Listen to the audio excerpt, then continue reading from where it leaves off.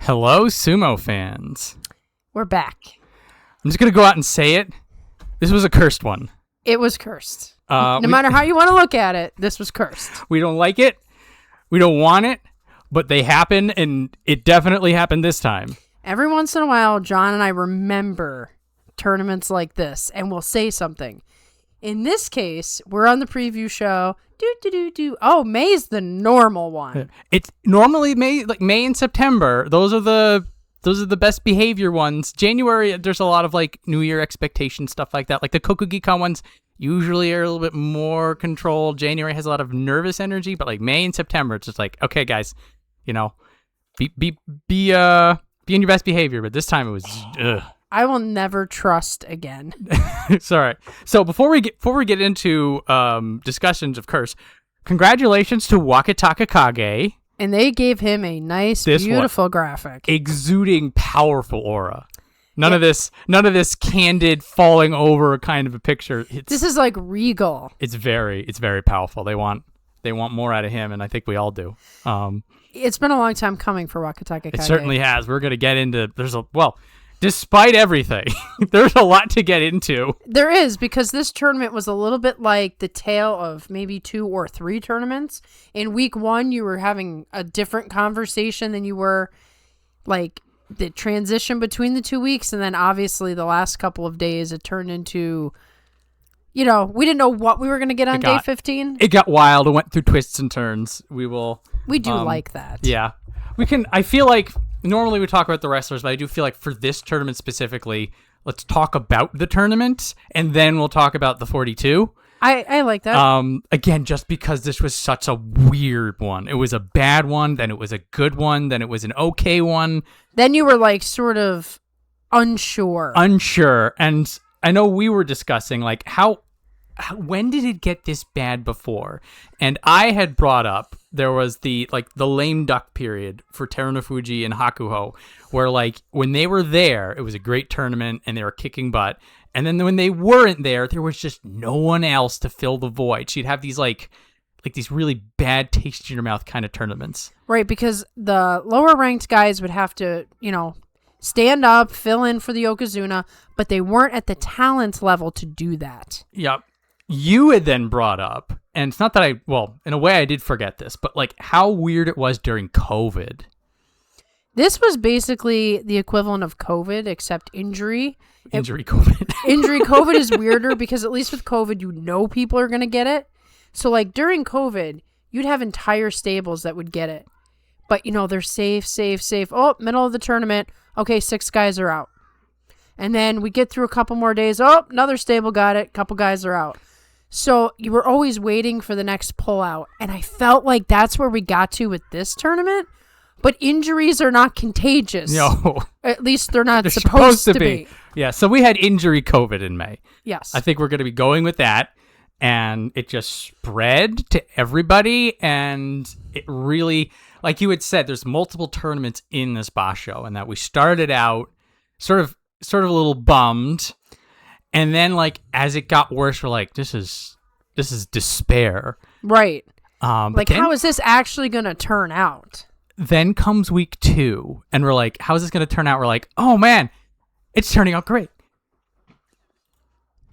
But then, unlike before during the lame duck period where the people lower down couldn't come up, this tournament, like everybody was like they got together. It was like one of those like any given Sunday, like halftime speech huddles. Or like, we got to bring it. And then it happened. You almost could also equate it to throwing a giant steak in the middle of a pack of dogs. Yeah. And saying, whoever beats this guy gets the steak. That's the steak. And every dog in this tournament felt like it could be him. It was, oh man. The confidence, the aggressiveness. Like we got, for the most part, 15 days of like really competitive sumo. Good sumo.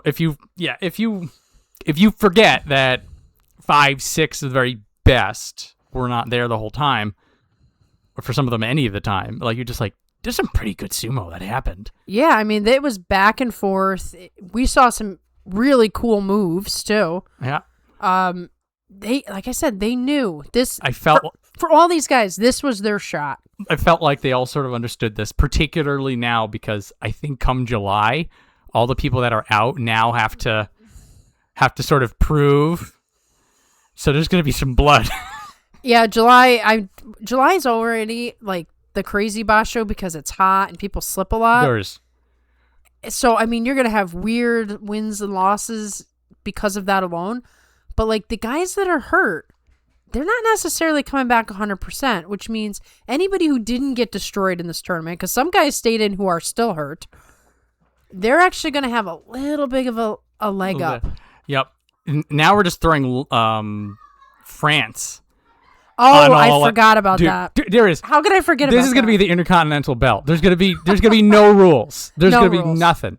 So, well, we're already getting ahead of ourselves, but like in general, we just had such a weird energy that I feel like the tournament itself needed to be discussed on some level. And we typically don't have tournaments in between. So even though it's not like a hard fought competitive tournament, Paris is going to pop up right in between. And it is going to affect July as well. But let's recap Super this one. Jungo. So anyway, yes. Let's go back to our normal show. And let's talk about these fellows here. Unlike normal, we're going to be relatively quick about some of these top people. Mm-hmm. So we start off, as we always do, with the top Yokozuna, Ho Shoryu, who is 0-2-13. Absolutely heart-wrenching, I think, is the short and sweet blurb. Yeah, I mean, that pretty much says it all, doesn't it? So there was all the discussion about risk and Yokozuna pride and fighting style and should he do this, should he do that, and all sorts of and then the larger discussion about him as a Yokozuna just all piled in. And he knew going in that both Awanishiki and Onosata were going to be out. So this was supposed to be his moment. And even in that first match, you saw it. He did the stare down. Takayasu is a horrible day one matchup. Or a great one, depending. But day one Takayasu is always difficult because he hasn't had a chance to get beat up yet. It's sadly true. And Ho Shoryu knew this. And Ho Shoryu knows they have the history of Takayasu being the Ozeki, being the guy. And there was a little bit of a big dog fight going on. Who's the big dog? And unfortunately for Ho Shoryu, stare downs and all, Takayasu just forced him on his butt. And then you see the awkward leg. You see that Ho Shoryu can't get up, and you're like, this cannot be happening. This cannot be happening. It was so brutal. And then, for better or for worse, because things then devolved so badly, the story was no longer that this was the one that got away for Ho Shoryu. This was the what the heck is going on in May issue. And then it's like by week 2, you sort of like, Ho Shoryu who? Right. Hang on. Kirishima we're talking about. Right. And I have to hope that that's good for him going forward. Because now all we can talk about for Ho Shoryu is what do you do now? He did have a birthday in this tournament. Oh, happy birthday. I hope it was a decent birthday considering. And he's got, as far as I can tell, he's preparing for Paris because he needs to represent. Yes. A couple of interesting things that I found out during the time period of all this is that on Instagram, Tatsunami Bea, the Oyakata, posted what was kind of going on. And it was a translation. I'd use Google Translate, but I got the essence of basically Ho Shoryu was actually quite devastated. It had statements in it like, he's so sorry that he's disappointing the fans. He's in a lot of pain, but he's going to come back stronger than ever. The good news is it was a pull and not a tear as far as I understood. Like it was the best case scenario for this hamstring injury. And the other thing I want to bring up, it made a big impression on me, and I'm guessing it made an impression on Japanese officials as well. As he's being helped out of, down the hallway, he realizes he didn't bow. He didn't bow. I noticed that too. And he sort of pushes his attendants away, and he walks up there on his own to do the bow. And it's this small gesture that meant everything. The crowd knew what it meant. The officials knew what it meant. It was, yeah, I'm broken, but I still have my Yokozuna pride. It is that was a very important gesture. Like when he started doing it, I'm just like, dude, just don't worry about it. Dude, just get help. Like I'm in a panic. I'm like, no, What are you doing? No. And then he does it. It was a very like, okay. He knew like this is the last thing he can do. So it he's was going a to do moment. It was a moment. It even made it into the NHK like clip show thing that they do to surmise the whole thing. So it got people's attention. That is also worth bringing up in the larger context of certain other individuals not having such prideful things. We're going to talk about Hakuno Fuji's Day 15 Henka when we get to him. Chairman Hakaku did not approve to that. There was a couple guys who Shishi got yelled at this tournament. I'm not blaming Hakuno Fuji for what he did. We'll get into that when we get there. But to your point, Oshiryu to say, I still need to do this. It was kind of like, I'm coming back. Don't forget about me. It also shows where his mind is, that despite everything, he knows who he is and what he needs to do. Right. Whether he can actually pull it off, we're still going on that journey with him. Yes. But the fact that he cares this much counts for something. It counts for something. It's the little thing, the things you do want to see. Mm-hmm. So Hoshiryu gets to try again in July. Let's hope. He'll be like if he's going on the tour, like even if he's just like doing the Johyo Iri or something. Yeah. If he's just doing the entrance and stuff like that, like he'll be like if he wasn't going on the tour, I'd be worried. Maybe it's a blessing in disguise, and while he's resting the hamstring, he gets to rest the knee. I mean, I gotta look for my happiness. He shows up in July. If he gets to day 2, it's an improvement. Oh no! There's your optimism. All Get right, to day 2, Hoshiryu. Our optimism is just on a sliding scale here. So we gotta get whatever we can out of May. It's true. We gotta whatever we can. We're sucking out the positives. Any silver lining. Alrighty. So Ono Sato, him sitting out, we wanted him to do it. It did create a power vacuum. We ultimately like, okay, the Yokozuna's not here. It never feels good. But it means that he's prioritizing the long term, which is what we hoped he would do. Yes. This is the ultimate, looking at the future versus like what is he actually capable of doing in a tournament if he's that hurt? There must have been that conversation that they're like, can you win the U show with one arm? And Onosato's like, probably not. And they say, sit down. Right. And that's what not what you want, but what you need. Right. Because do you want a Yokozuna who's going to just give up all these Kimboshi in week 1? It's like, and then just leave anyway. Just leave on day 6 anyway. Yeah. Yeah. So hopefully we're going to get more news in July about his return. I'm not optimistic on this. I've gotta just say what I feel without being doomer. I'm trying to be like good about this, but half of prognostication is pattern recognition. Don't you feel like you've been down this road before? I feel like I've been down this road before, and the pattern's not good. Like the road at the end of this does not look good. I hope I am wrong. Part of me also, it's like, if he doesn't show up in July, I'd almost feel better than if he does. Well, in a weird way, if he doesn't show up in July, I'm like, okay, we have a problem. But if he does show up in July and you're like, he's definitely not there. Well, that's the problem we're running to. Didn't we go through this with Kiseno Sato? It was literally every tournament, because they didn't really give us an update. Every tournament, right before the tournament, be like, he's not quite ready. Next time. And we get to the next tournament. He's still not quite ready. Next time. I think if that happened, so he took off May net positive, I'd say. Yeah. We needed to do that. He needed to do that. We don't want to see him sitting out, but if he can't do Yokozuna Sumba, then don't show up. If he doesn't show up in July, I'd call it like a net neutral. I'm like, okay, it means he's really focusing on it. Maybe it's just surgery. Maybe he's doing... Well, surgery is one thing I'm wondering if will happen. In that case, then it's just like, okay, you will in this time next year be destroying everything. So I'll just wait.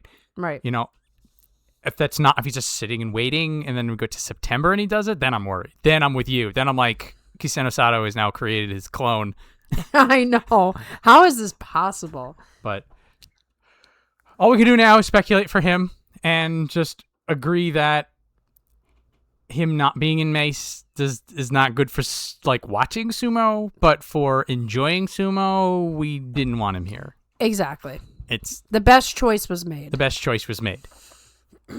So next up, Koto Sakura, who went 3-9-3. I was upset about it, and then I realized how long he's been cheating this. Uh-huh. How long he's been in this situation and still scraping by. So 8-7, 8-7, 9-6, 8-7, 8-7, 8-7. Wow. So this is when the injury hits. So this is, he gets the Yusho come January. They're talking about him being the next Yokozuna. He gets the injury, he falls out, and then after that, he has been dogging it. Finally, it catches up to him. Finally, after over a year of basically cheating it with pure heart, pure Ozeki level grit. If he managed to scrape, to a 7-6, 7-7, he would have stayed in. He would have tried to scrape another Kachikoshi. He stayed in until the 8th loss. Yep. Which means that he's like, I can't do this, but I'm not going to stop until it's impossible. Right. Again, that's this Koto Sakura grit is just. I think after the fact, like there was an interview that he's like he was hosed from day one. He knew. Oh yeah, he got a back injury in addition. So it's like it was even worse than it normally is. Right. It wasn't just the knees this time. And people are going to him. They're like, "Nah, dude, you can't." And Koto Sakura was just like, "I'd rather die." And it's like we already have no Hoshiryu, no Onosato, no Aonishiki. Could you imagine if he just didn't show up either? The top 4 guys are not there in day 3. Yeah. So that is sort of like Hoshiryu bowing. It's just like that's a pride thing. That's an honor thing. That's an understanding the responsibility of being an Ozeki. Mm-hmm. And it's so I guess the worst thing for this, outside of it just being horrible and gutting, there were some people who got wins off of him who like really went out and got them. Ichi Yamamoto and Hiro Daumi in particular were like they beat him down in submission. They were fired up this time. They were fired up. And Koto Sakura, like he got some good wins off of good people. It's not like he was just completely falling over. But for those people, there's this real like asterisk next to the win.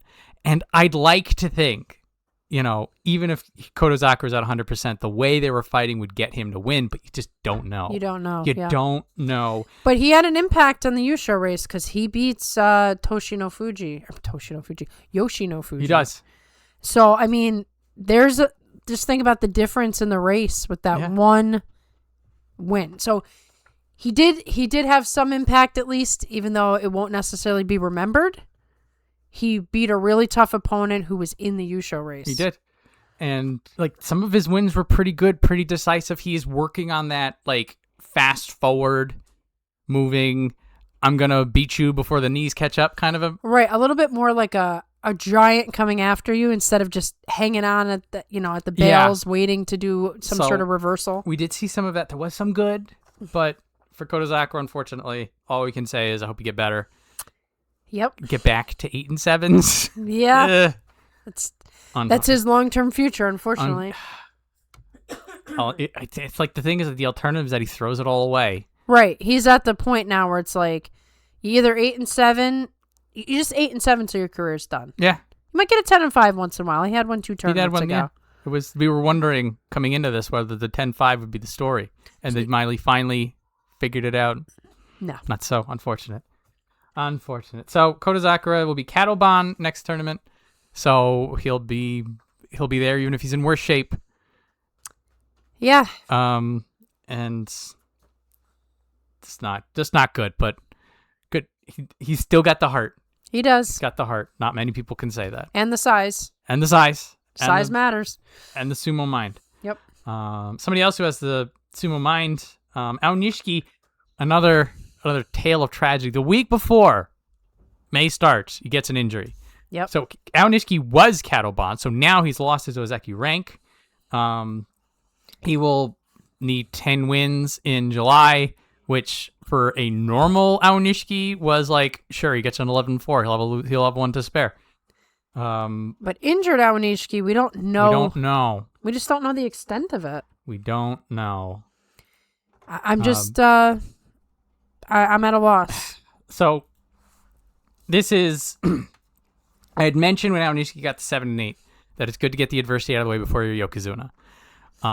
Losing Ozeki and regaining it, again, there's the longer story of being able to build yourself back up. This is a problem that potentially Onosato was never able to deal with because he just shot all the way up before anything happened. Onosato doesn't know how to deal with this sort of mental destruction. Right, and Aonishiki is very young, so let's get the terrible struggle out of the way. Exactly. We saw this with Takakeisho. Takakeisho got Ozeki, gets injured right away, goes down to Ozeki Wake, and he got his 10 wins. And came back. He just took 2 tournaments off, banking on that he was strong enough to get his 10 wins. I feel like Aonishiki is far more skilled than Takakeisho as much as I love him, as long as every physical body part is okay. This shouldn't be hard for Aonishiki. I'd like to say I don't see a scenario where it doesn't happen, but I don't even want to say that. No, right now. because not in May. After what we've just been through, I trust nothing. I trust nothing. Nothing. Nothing is real. The Tooth Fairy doesn't exist. Sumo wrestlers are not invincible. So all we can say is, come July, we're gonna know immediately whether Aonishiki's gonna get 10 wins. We do not need to wait for day 10. No, we can see when his sumo is on. Yeah, there has never been a doubt with Aonishiki when he's gone. So best of luck. Get healthy. Enjoy Paris. Definitely want to see you back. We do. Oh man, it is still. I still think there is a reality where he's Yokozuna by the end of the year. Still, yes, the dream is not gone. It may be like a 2027 thing at this point. Yeah, maybe January 2027. So I still think that is very much in him. It's just gonna take a little longer than perhaps we all hoped. Yes. So Kirishima, Zeki 2 East, 12-3, tied for the Yusho, loses it to Wakataka Kage at the very, very end. I am going to posit this. Wakataka Kage had channeled the spirit of Tochinoshin. That was the way he was fighting, particularly in that final match. Yeah. There was no force on earth that could have stopped him. You could have time traveled Hakuho down to fight him, and Wakataka Kage would have pushed him out too. There was a point, and I won't go too into this, but there was a point where you could see the wheels turning for Wakataka Kage. Like, he wanted this. This was going to be badly. his. Some of them. And the only guy in his way was Kirishima. So when Kirishima beats him, what day was that? Day 10, day 11. Yeah, that's right. The crazy day 11 that felt like day 15. When he beats him on day 11, it's like, wow, Kirishima is here. He's here. So we're talking about Wakataka Kage when it's Kirishima's turn. Very rude to him. But I really feel like their destinies were intertwined. Their destinies are intertwined. I also do feel like for Kirishima, like any other wrestler at any other time, Kirishima would have won that playoff match. He was there. He was present. He had the weird forehead bandits. It didn't matter. And like he fought the way that he was fighting when he was on that Yokozuna run. Yeah. It's like he took the time between him being Ozeki before and being Ozeki now and just made it disappear. Yep. The technical prowess, going forwards, going backwards, being a step ahead of everything, thriving that chaos. Well, even the assassin-like way that he took out Ura on day 15. Oh. Now, what's funny about that was, I'm listening to Hiro Morita talk about it, and he keeps focusing on how he pulled the arm down, just kind of outmanned him, but he kicked the thigh. He kicked the thigh, too. No one spoke about the kicking of the thigh. I don't know if that was just a distraction or if that actually aided in the complete obliteration of Ura. So both him and Wakataka Kage, they went to... So we were going in, Maria and I were discussing on the side, where it's like, if Ura pulls this off, like, it's a non-zero chance. Or like, if anybody is going to be the underdog to end all underdogs, it's going to be Ura at Senjiraku. Uh-huh. And then we go to Wakataka Kage and we're like, he's never fought Fujinokawa. Yeah. Fujiryoga. He has fought Fujinokawa. So like that could be a whole non-factor. He can get in his own head about it, and then the both of them just remove, utterly uninstall their opponents on day 15. The both of them had the same thought. It is get out of my way. It reminded me of a sword fighting anime where this guy's in the foreground, this guy's in the background, and they're each fighting a guy, and they just cut their guys down so they could see each other. Exactly. They only had eyes for each other this whole tournament. They're like, get this distraction out of my face, and that was that's what happened to Ura. We'll talk. Ura had a great time. We'll talk about him when we get to him, but it really did sort of exemplify, put an exclamation point on everything he'd already done that tournament. So an interesting thing about Kirishima in terms of history, there was a time where Kirishima, Hoshoryu, and Wakataka Kage were the three top guys who everyone was talking about to be the next Yokozuna. And it was actually Kirishima who got there first. And Wakataka Kage was kind of right behind him. And then Hoshoryu was behind both of them. And, you know, Kirishima looked like a spitting image of Kakuryu sometimes. Oh, definitely. The defensiveness, but yet there's times like when he went after Wakataka Kage, it was the most aggressive I've seen him. There wasn't any, let me give him an opportunity to like come at me and I'll defend. It was, I'm taking this dude out now. So Kirishima showed us a wide range of, he's got his tricky techniques. He's got his distraction techniques. He has his recovery techniques. He can show you aggression. It was almost like a Yokozuna audition tape. That's a good point. Like he was giving us a little bit of everything, but I guess maybe in that sense, could there be the flaw that it's just a smidge not enough? He was a single win away from being Yokozuna before, and then it all fell apart. I know. And so it's coming back together now. So on that topic, so the 12-3, it's a Junyu show. They counted for Hoshoryu. Now we've got 2 good Yokozuna right now-ish. But that being said, if he has if in July he leaves no room for doubt, at least 13 wins and no other contenders, it's possible. I would say not to think of this as the start of the rope run. I think it's more of a, if he goes into July and decimates every living thing in the ring with him, they'll be like, yeah, well, sure.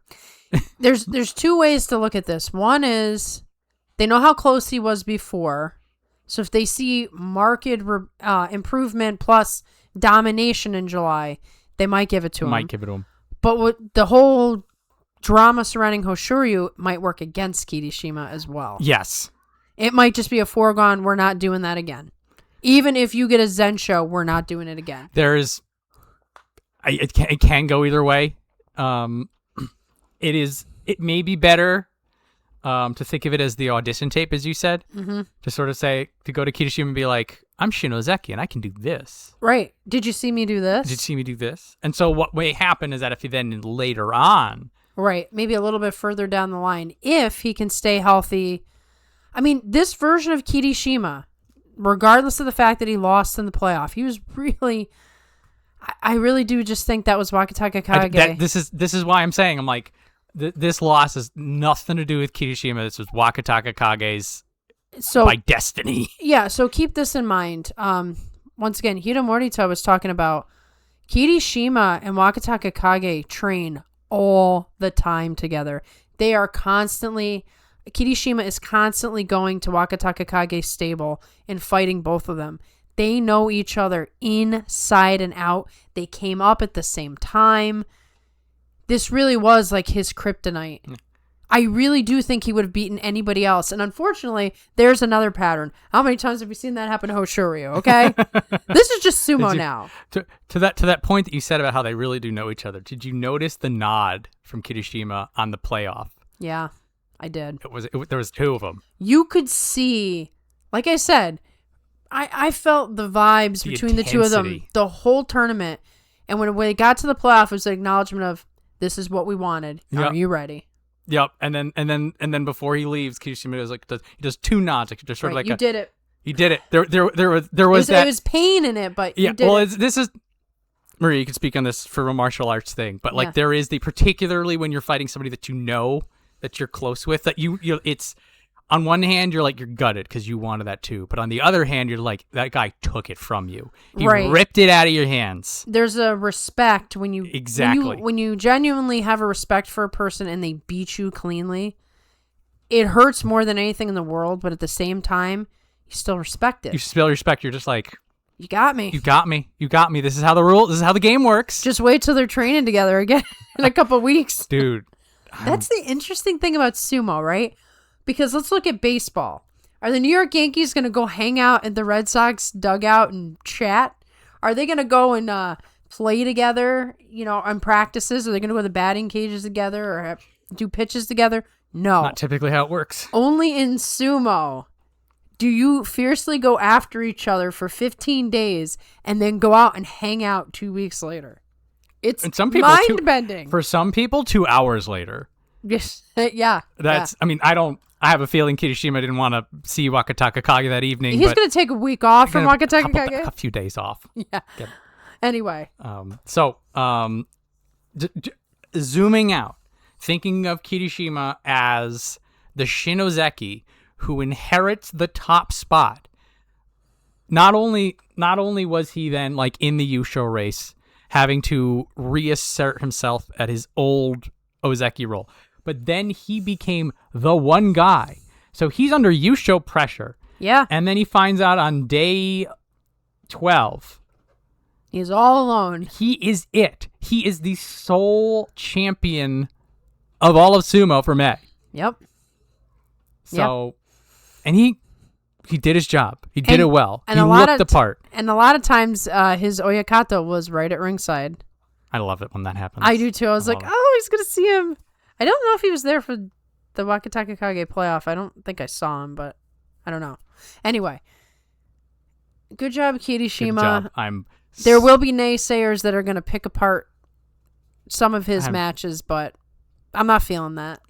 What do you do? This guy's he's rock solid. Rock solid. I want to see him in July already. Like, I want to see him fight all these people with A's next to their name. I want the Kirishima Aonishiki fight. Yeah. And then because I'm already hyping myself up for it. Like Kirishima coming in saying, "Oh, look at you, Mr. Sekiwake. Where were you guys? Where were you guys, man? I'm hitting there, beating everyone else up. Where have you been? I'll take your spot, thanks." Yeah. It's just like, I'm top Ozeki now. I see you've lost that rank. Just get it.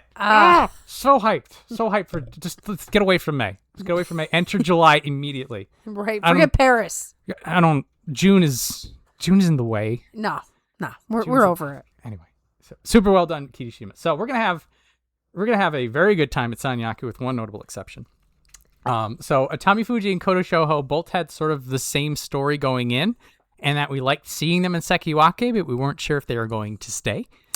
And so both of them get a 9-6, and very good for Atami Fuji. His week 1 was a little slower, a little bit of nerves, but like it felt like he was building momentum the entire tournament, doing a little better.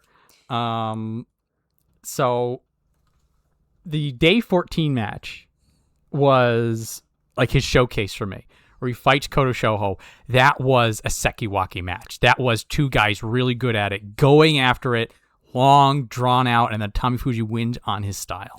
Koto Shoho really brought out the best of Atami Fuji. It sure feels like it. And that was good because, we kept talking about how this tournament felt like a couple different tournaments.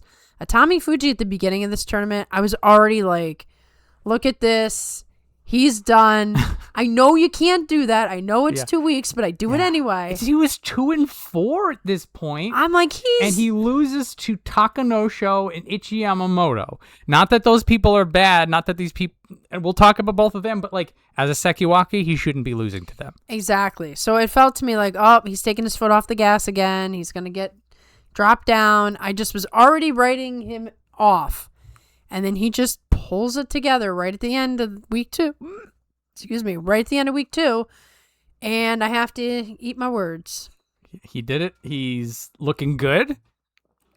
I'm always a little concerned when you have these people with the week 2 energy, because if you can't count on that. If you can't get the engine going, then you're just in a bad spot. But like we've been having issues with Atami Fuji that there was not even a week 2 energy. Right. There was just a week 3 energy. I was like, I'll do better later. Right. You're like, the tournament ended yesterday. I know. So did you notice you were 6-9? And what I will say also, Fuji Seiyun, who, like, we're gonna talk. He's a sleeper. He's a sleeper. I agree. His story fell completely off, but we're gonna give him his story. Yes. So the first match with Fuji Seiyun, sort of a tentative tachi-ai, going back and forth. It goes into a Tori Naoshi.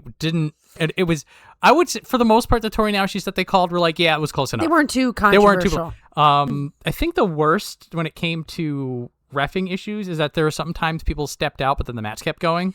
Yeah, and then they did write it, but like they didn't stop it right in the moment. It was like later on they kind of addressed it. But sometimes there's weird reffing issues. Not that was not the problem. Isn't that the ringside judges that do that? Because and a lot of them are newer to being ringside judges. There's a changing of the guard coin. Yeah. So it was a lesser evil. So come the second match. So they're both all tired from fighting a back and forth, longer, exciting match.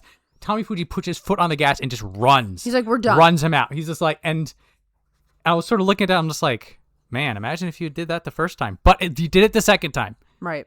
At least he did it. And that's like the Tommy Fuji story. He got there. Well, it was almost like, man, I have nothing left. I got to end this quick.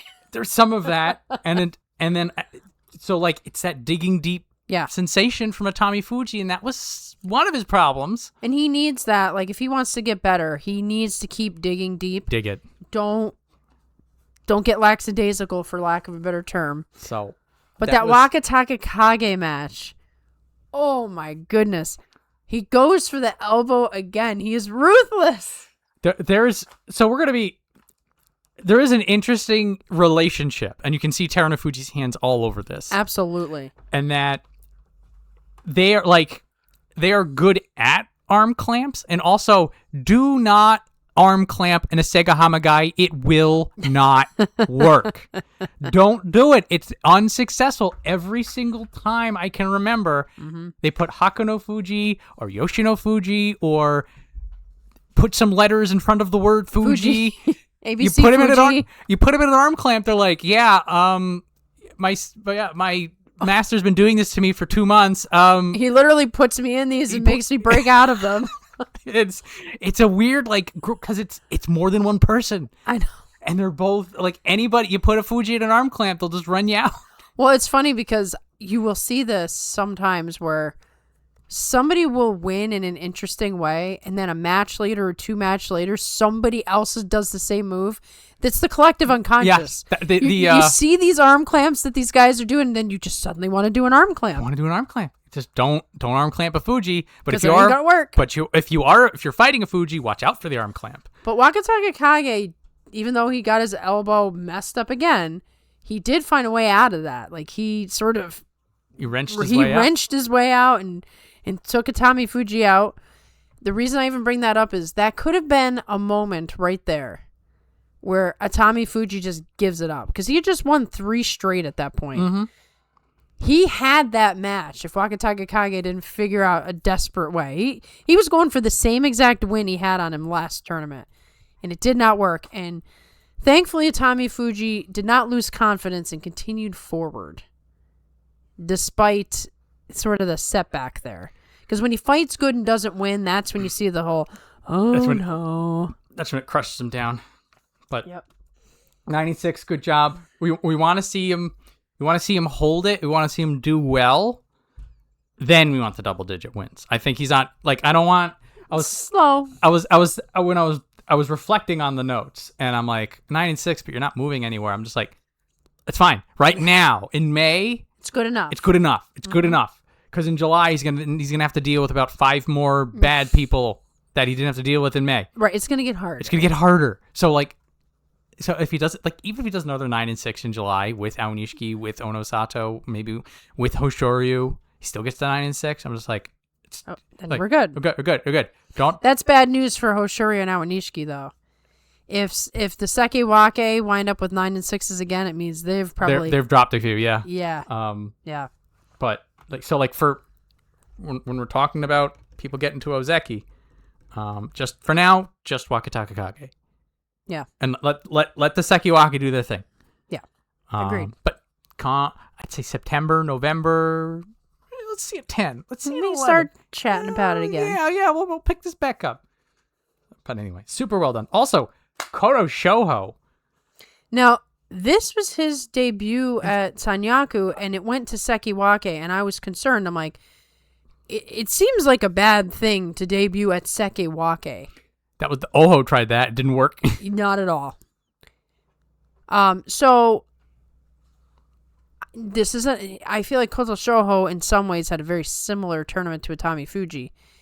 The first 4 days, I'm like, well, Sanyaku 1 and curse. 3. Yeah. Well, I was in a way. I was like, okay, Koto Shoho. You don't know with him. You don't know with him. And he's going to Sekiwaki, so I soft braced for it. Like with Tommy Fuji, like he was Kamasubi. Right. He sort of worked his way into it. Up. So like you can be like, okay, Tommy Fuji, he'll probably do better, but if he does badly, it'll suck, but it's not as bad. Right. For Koto Shoho, I'm just like, we'll see what he does.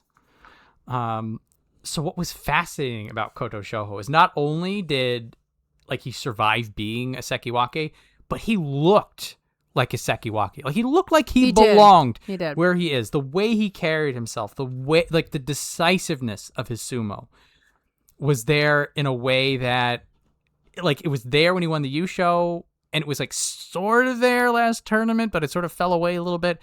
Now with the 9-6, he definitely lost a few, but there were a couple of matches, the way that sometimes the wrestlers would just turn away after a win. Yeah, they barely bow. They're just kind of after a win.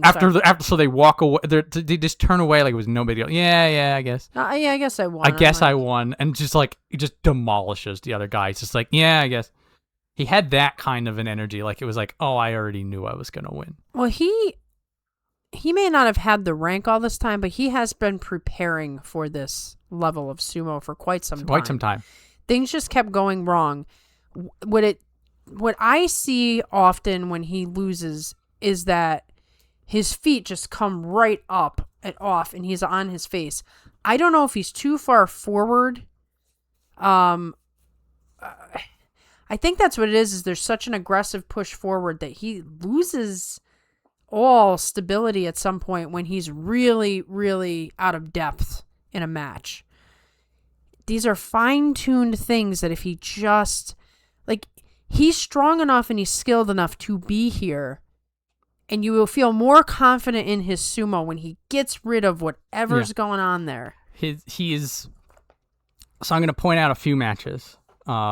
His fight against Oho, his fight against Hiradoumi, his fight against Chirinoumi, and of all people, his fight against Shodai. Oh, Shodai. I don't even. Anyway, so with Oho and Chirinoumi, it is an old school Koto Shoho Viking brawl. He loves the brawls. He does well in them. I think him and Oho have been going back and forth, and so he gets one in on Oho, and with Chirinoumi, he just gives it to him. And both of those people are you're gonna brawl, I'm gonna brawl, particularly Chirinoumi, and he gets both of them. So that's his core sumo that's doing well. With Hiradoumi, that was a chaos match. And like you had said before, when there's a lot of movement and stuff like that, it's usually the ones he loses, but he wins it today. Yeah, he's fine-tuning it. I think he's been, winning a Yusho, sometimes we call it a fluke when it's a one-off, but really, winning a Yusho requires a certain level of skill. And presence. Right. To be able to focus for 2 weeks straight to win a Yusho, if you've got that in you, then like I said, he's already been preparing himself for Sanyaku. He just couldn't get himself there. So I don't see him in the same light as Atami Fuji. I feel like he should have been here by now. There's the long and winding road that we've gone on as Koto Shoho fans. He's been around a long time. I still remember back when he was the new hotness, and then it all fell apart. So quick. And now it feels like he's just finally getting maturing. I'm still convinced that Koto Eiho is the recipe for his success. It is, because everything changes every time Koto Eiho is in the top division. And then Koto Eiho was going nuts. He was going nuts. So Koto Shoho has to match that energy. It's very similar to, like you said, and in a slapfest battle, Koto Shoho just comes out.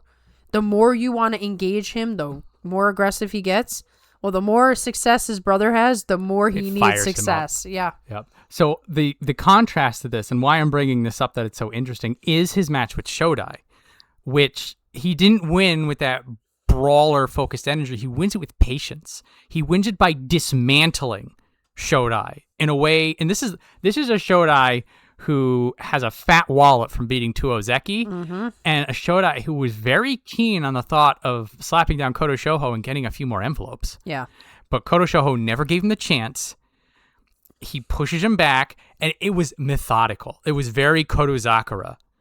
And this is something also I'm noticing about Koto Shoho, is that he's starting to pull some things off of his Ozeki stablemate. Which is what you really want to see. Which is like, okay, I see that. That's a very Koto Zakura move. You did there, Koto Shoho. Koto Eiho's doing that too, by the way. I know. So now, in particular, for I'll say the less consistent ones like Koto Shoho and Oho, July for them is going to be the big show. If Koto Shoho can do this again in July, I'm a believer. Yeah. I have faith in him now, but 2 tournaments. We always say tournaments, particularly for these guys who we've put our faith in them before, and we have been spurned. Yeah, many times. So, I'm going to take this as just the feel of it is the big win, and then come July, a 9-6, even an 8-7, even like a 7-8, but he did really well and maybe got a Yokozuna win.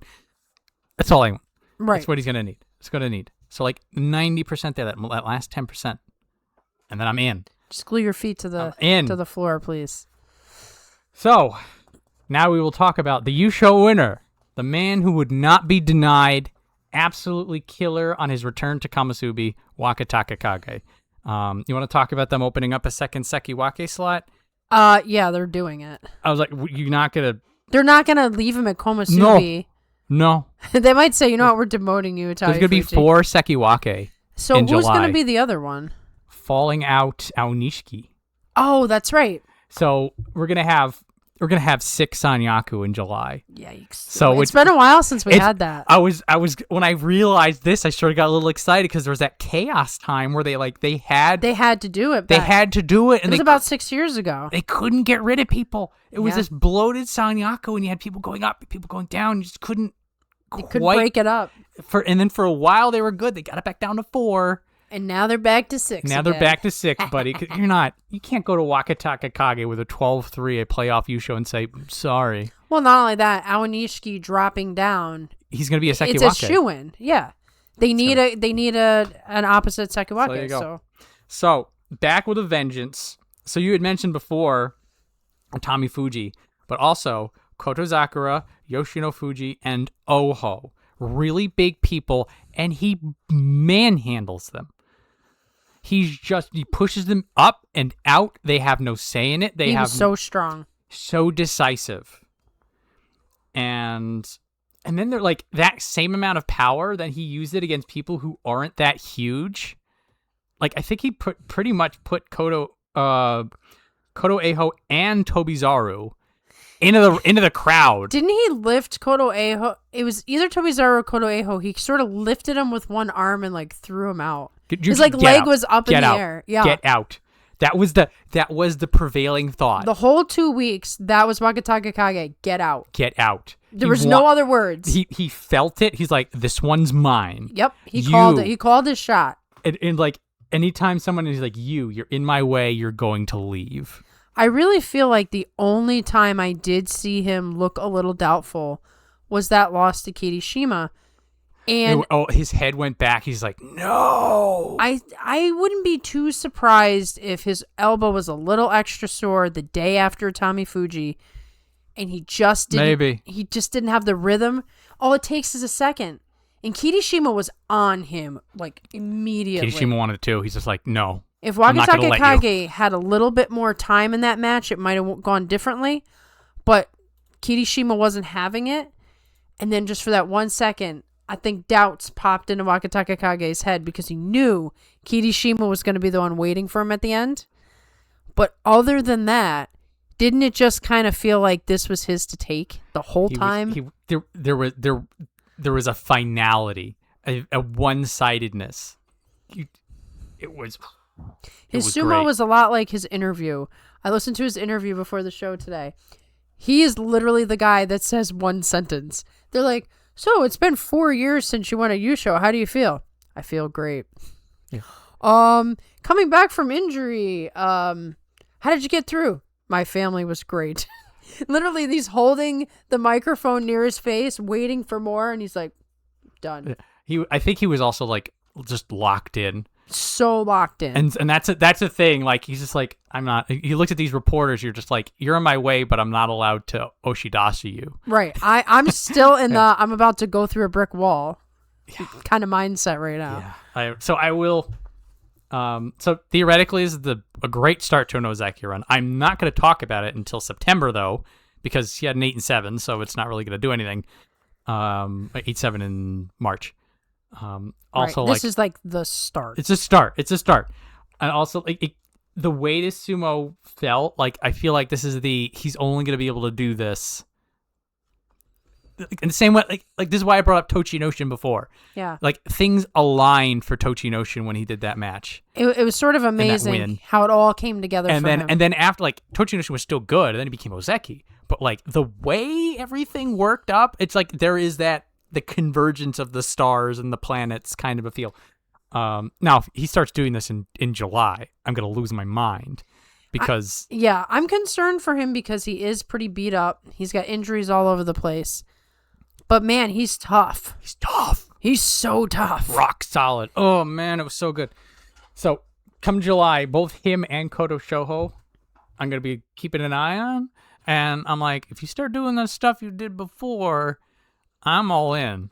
Hopefully he's got some sort of resting technique that will heal him, some sports medicine miracle, because I'd love to see this level of sumo again. I think like he's going to be near this, if not at this, in July.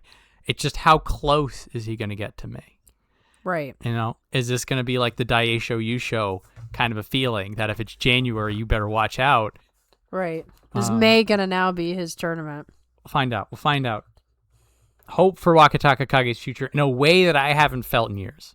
Yeah, it really does feel like we turn back time in this tournament between it coming down to Kirishima and Wakataka Kage. It's so true. It was deja vu vibes all over again, and I was loving it. May was so weird. It was so weird. It was so all over the place. Ugh. All right, so I'm going to get this one out of the way pretty quick. Takayasu started out the block looking like an absolute menace. We were mentioning things to each other in hushed whispers that we will not speak aloud into a microphone. Good thing we continue to keep that rule. Hiba. And then Hiraumi, like there was, when Hiraumi hit him, like Takayasu, like he turned, like while he was still in the ring, like he knew something happened. Yeah.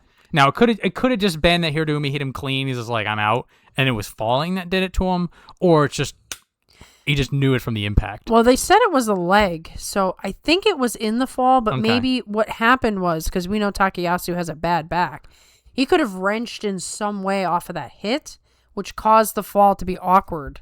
It's, so like, it was a bad time. And then he's out. Unfortunately, we'll now have to say goodbye to our year-long tenure in Sanyaku for Takayasu, but if there's anybody who can get it back, it's him. Yeah, no Bansuke luck on this one. No. So he's out. Which bad news, good news. So, I mean, it sucks because you want to see Takayasu at the very best, putting the fear of God into Yokozuna. On the other hand, there's people who are going to want to be in Sanyaku, and now they can have it. Now we have 2 open Kamasubi slots for 2 deserving individuals. There's going to be a complete change in that rank. Yeah, and so you're not going to have no log jams this tournament. Nope, just people rising to the top and people getting pushed down. Yep. And who knows what'll happen with Takayasu? I mean, I feel like he'll be back. He'll get back to Kamasubi. Maybe, but remember, he's 36. I have like. You're like, I don't want to hear any of this talk. He'll be back. Okay. Maybe he just touches it. Maybe it's like the Ura touch. Maybe. But he's gonna be back. He's gonna be like M7, M8. He's gonna get a special prize in July. Well, yeah, I think he'll have a good tournament in July. That I will agree to. So And he could jump right back if it's a good enough tournament. we'll see. Yeah. Longer term plans to get back to Kamasubi for It is Takayasu. kind of like, imagine this scenario. You're hanging out with somebody, you're trying to make them a new sumo fan, and you show them day 2 Hoshiryu or day 1 Hoshiryu versus Takayasu, and you say, which one of these guys is going to win the whole tournament? And they're just like, oh, and they're all invested, and it's like, and he was out 2 days later. And with the, not the same injury, but same body part pretty much. So. Yeah, the legs were bad news today. Destiny was against Takayasu as well. Yeah. So, in any case, off to the rank and filers. The soldiers. Yeah. Fujinokawa was 7-8, just barely not enough to get into Sanyaku. And so he loses in his fights with Kirishima and Ura, but they were such fantastic fights. And for Kirishima, there were some fights that were very close, and it was only because it was Kirishima that he was able to win. And again, fighting against Fujinokawa was one of those. Yeah. And he had his moments too. He had his good sumo, and he was all over the place. What I did notice is there were a few people, they were fighting him special. They're starting to know. They're starting to know. Yeah. So Atami Fuji, Wakataka Kage, Yoshino Fuji, and Ichi Yamamoto of all people. Ichi Yamamoto had a really good time of it, despite the 6-9. Are like, okay, this is Fujinokawa. If we give him a fraction of a second, you lose the match. So they were on lockdown. Right, like I'm going to clamp this guy and just dump him out. Clamp him, dump him out. Keep him at arm's length no matter what you do. Push forward. Because he is significantly smaller. I guess he is the smallest man in the top division now. So 7-8, again, it's a little rough. But he got this high, and it took the best of the best fighting at their best to keep him from Kachikoshi. Like they didn't 4-11 him. No. They didn't dump him out. They were just like, hold the line. Right? So, and he's just, every time you see Fujinokawa on the doho, you're just like, yes. He's just so incredibly quick. It's mind-boggling. And the amount of stamina he must have to be all over the ring like that. For all 15 days. Yeah. It doesn't slow down. No, I know he's much younger than everybody, but he definitely has a superpower here. He sure does. We've seen plenty of small guys, that are quick, but this guy, he defines like speedy sumo. It's speed and power. Yeah. And it is interesting to see him and Wakataka Kage next to each other because well, first off, what is interesting is that Wakataka Kage is just like, I'm stronger and I'm faster. Right. Which is so weird because then you see Fujinokawa wrong almost anyone else. And he's got the angles. He's so hyper aggressive. Well, it's funny because when you see him fight Wakataka Kage, you just see the experience. You see the years that Wakataka Kage has on him. You're like, this is what you could be someday. It's the evolution of him. But you're just not there yet, kid. But we're going to see more of him. He may not. Well, at worst, he's going to make sure 2. Like, yeah, he's going to go be too far. And then Fujinokawa gets to fight everybody. Mm-hmm. Everybody who comes back. Yeah. Onosato, I'm looking at you. Well, Fujinokawa understands how important angles are. You can be going... This is why speed matters so much for the small guy. It doesn't matter how big the guy is. If you get the right pushing angle, you will topple him over. So you've got to be speedy. You've got to have the stamina to stay quick. Or else at the end of the match, they eventually just lumber over and take you out. He doesn't let it. He doesn't let it happen, no. He doesn't let it. And good news for him is that he's going to maintain his distance from Shishi. Yeah, that's the one match I don't ever want him in. The sole motivating factor. Because that arm is so long. It's like Fujinokawa can't even get in. He uses ki power to blast him out. This is kryptonite. It's my favorite joke. Is that Fujinokawa is just scared of Shishi. So he's got to just. He's got to do as well as possible to get away. Shishi 6-9. Good news for Fujinokawa. Yeah, we want to be dealing with him. So fascinating for its own reason. 7-8 Takanosho. I didn't think it was possible. This is in my mind, this is a Kachikoshi. We're like Takanosho at Megashira 1. Like on one hand, he's so close to getting back to his old Sekiwaki rank. Or like on the other hand, he's going to be 5-10 at the best. Right, because he was predictably, it's exactly what did happen. He doesn't have it in him to do 2 fantastic 2 weeks in a row. You saw it right about, so like he has a great match with Wakataka Kage. You see it right about Fuji no Kawa. There is a marked difference in his energy level. I'm not sure what was going on. I don't know if it was injury. Week 2, maybe. Maybe, but something, there was a difference between week 1 Takanosho and transitioning into week 2 Takanosho that was visible. Yeah, and also week 1, he beats 3 Sanyaku. Yeah. Including the guy who wins the Yusho. So Takanosho was on his game. He was using angles and his power. His loss versus Yoshino Fuji was an epic Torinaoshi. Yeah. It was a good fight. Good, solid fight. It goes to the second fight, and he gets done. Blown out, which is unfortunate, but like he didn't have anything left. He made Yoshino Fuji work for it. And Yoshino Fuji, by the way, is now going to be a Sanyaku himself. So, like, Takanosho was basically fighting a Kamasubi that match and gave it to him. And then, it was the week 2, it sort of faded. And there are some, like, he's also, like, there are some people who are just beating him at the block. Right, it was immediate. It's instant. And, like, sometimes it's speed, sometimes it's power, sometimes it's just angles. But it's just, there's some matches just like, there's nothing Takanosho could have done. No, he's literally standing there like, well, it's over. It's over. It's over. But then he sort of pulls it together against Shodai, who, Shodai. And Chiyoshima, like he won some matches at the end there. Good to see him win. Should win. Good to see. Yeah. It was kind of like the talk we had about Gonoyama, how he should win. Takanosho, yeah. I'm not ready for that yet. Takanosho, we don't have to say that about, fortunately. Yes, that's you do want to see that Minato Gawa heart.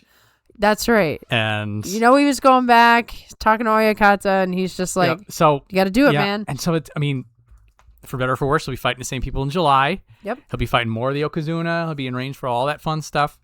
And you could actually just take those 2 guys and like plop them down together. They're just M2 now. That's the way it is. So extremely well done for Takanosho. Great to see him doing this well. So Yoshino Fuji, Megashira 2 East, 11-4, Yusho contender. He was 7-8. We're like, how's he gonna deal? Yeah. He hit his ceiling. It was the 8-7. This was the conversation we were having is, okay, here is your moment where you have to look at yourself in the mirror and figure out who you're going to be. And this is what he decided. Yeah. So I will say, just to put a little water on this fire. Naturally. Just showing you that really quickly. That being said, look at this. So he beats Gonoyama, who is on fire. Right? He beats Koto Eiho, who's on fire. He beats Koto Shoho, who's on fire. And the only people he loses to are the top guys.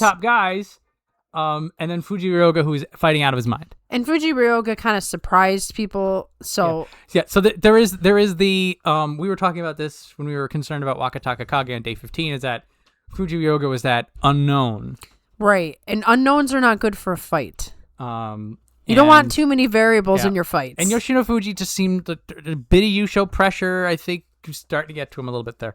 But I think this is a good telling that Yoshino Fuji is a solid sumo wrestler like we thought, but he's not a top man yet. And so when the top guys are out, he looks fantastic.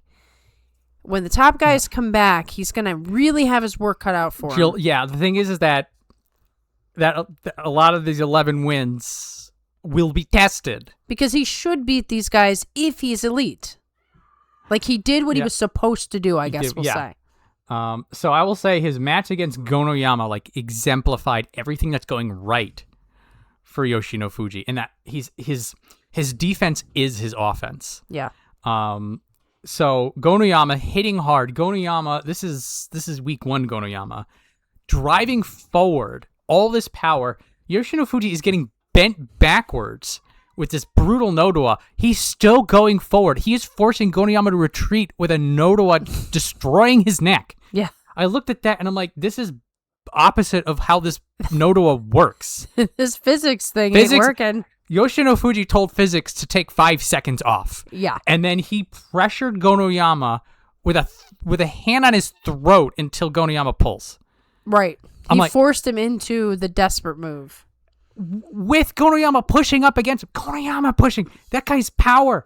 I was just like, holy crap, Yoshino Fuji, there's no stopping him. I think also Oho does the fatal mistake of putting arm clamps on an Asebigahama guy. We've discussed this. Which we discussed. Now, Oho's good at those clamps. But he's not Fuji good. Like, Oho used those to dismantle Aonishiki. It's not like Oho doesn't know how to do arm clamps. It's just that Yoshino Fuji decided he didn't care. He's like, if you sit in one of these for 4 hours, because that's our training session in the morning, they mean nothing. Yeah, so this was extremely good. Stocks are high, I guess, for that meme still holds, and very excited for his Kamasubi debut. Another big moment for him was after losing to Fuji Ryoga in a way that I feel like I've seen him lose before.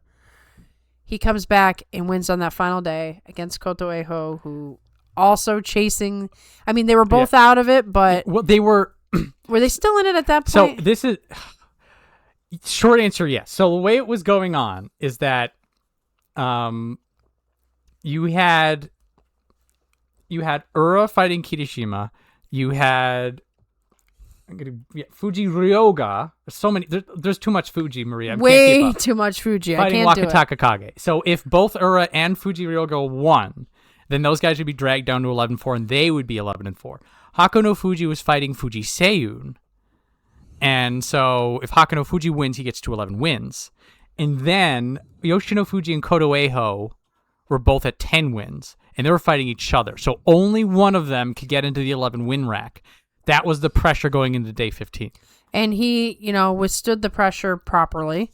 Yes. This is a match he should win, but, we've seen him choke matches away because of nerves, so this was kind of encouraging. This was an encouraging thing. All the props in the world to Koto Eho. Oh my God, he had a good one. But Yoshino Fuji had a great one. Right. And yeah, him and Kamasubi is going to be very interesting. I'm excited for it. Good old Kusano. Yeah, made it. I just want to call him Kusano because we have Fuji Seiyun, Fuji no Kawa, Yoshino Fuji. Can we just stop with the Fujis? It's a good mountain, I agree. It's a great mountain. It's a great mountain. It makes me accidentally call people Fuji something else. Fuji Ryoga was really just the wrench in the world. I'm like, really, dude? Because I had Fuji no Kawa, and it was just like, okay. If you're Segahama, it's Fuji at the end. But then Fuji no Kawa's in the beginning, and then Fuji Ryoga shows up, I'm just like, now I don't know. Now you have to I'm not That's why Ura is such a great name. I'm not good with names. Ura, Oho, I like it. Yeah. 3 letters, that's all you need. Abi. Abi, Ura, Oho. That's all we need. Anyway, so extremely good for Yoshino Fuji. I would say extremely good for Ichi Yamamoto as well, despite the 6 and 9. This happens to him all the time where the record is not the story. So there was a chance, he had the puncher's chance to get into Sanyaku. He's going to have to wait on it a little while longer, which is a little unfortunate. But here's Atami Fuji. Here's Koto Zakura. Again, like I was saying with Koto Zakura before, he put the pressure, the pace on Koto Zakura that he couldn't match. Now, there's always going to be the question of if Koto Zakura had knees and a back, how would that match have gone? The way Yamamoto was fighting, I'd like to think that Koto Zakura would have been on the defensive anyway. Right. That he was just so good at it. Here's Fuji no Kawa. Here's Gonoyama. Ichi Yamamoto, the beginning of the end for Gonoyama. So, Ichi Yamamoto getting it done. And he was in, I think, was it the Wakataka Kage match? I can't remember which match.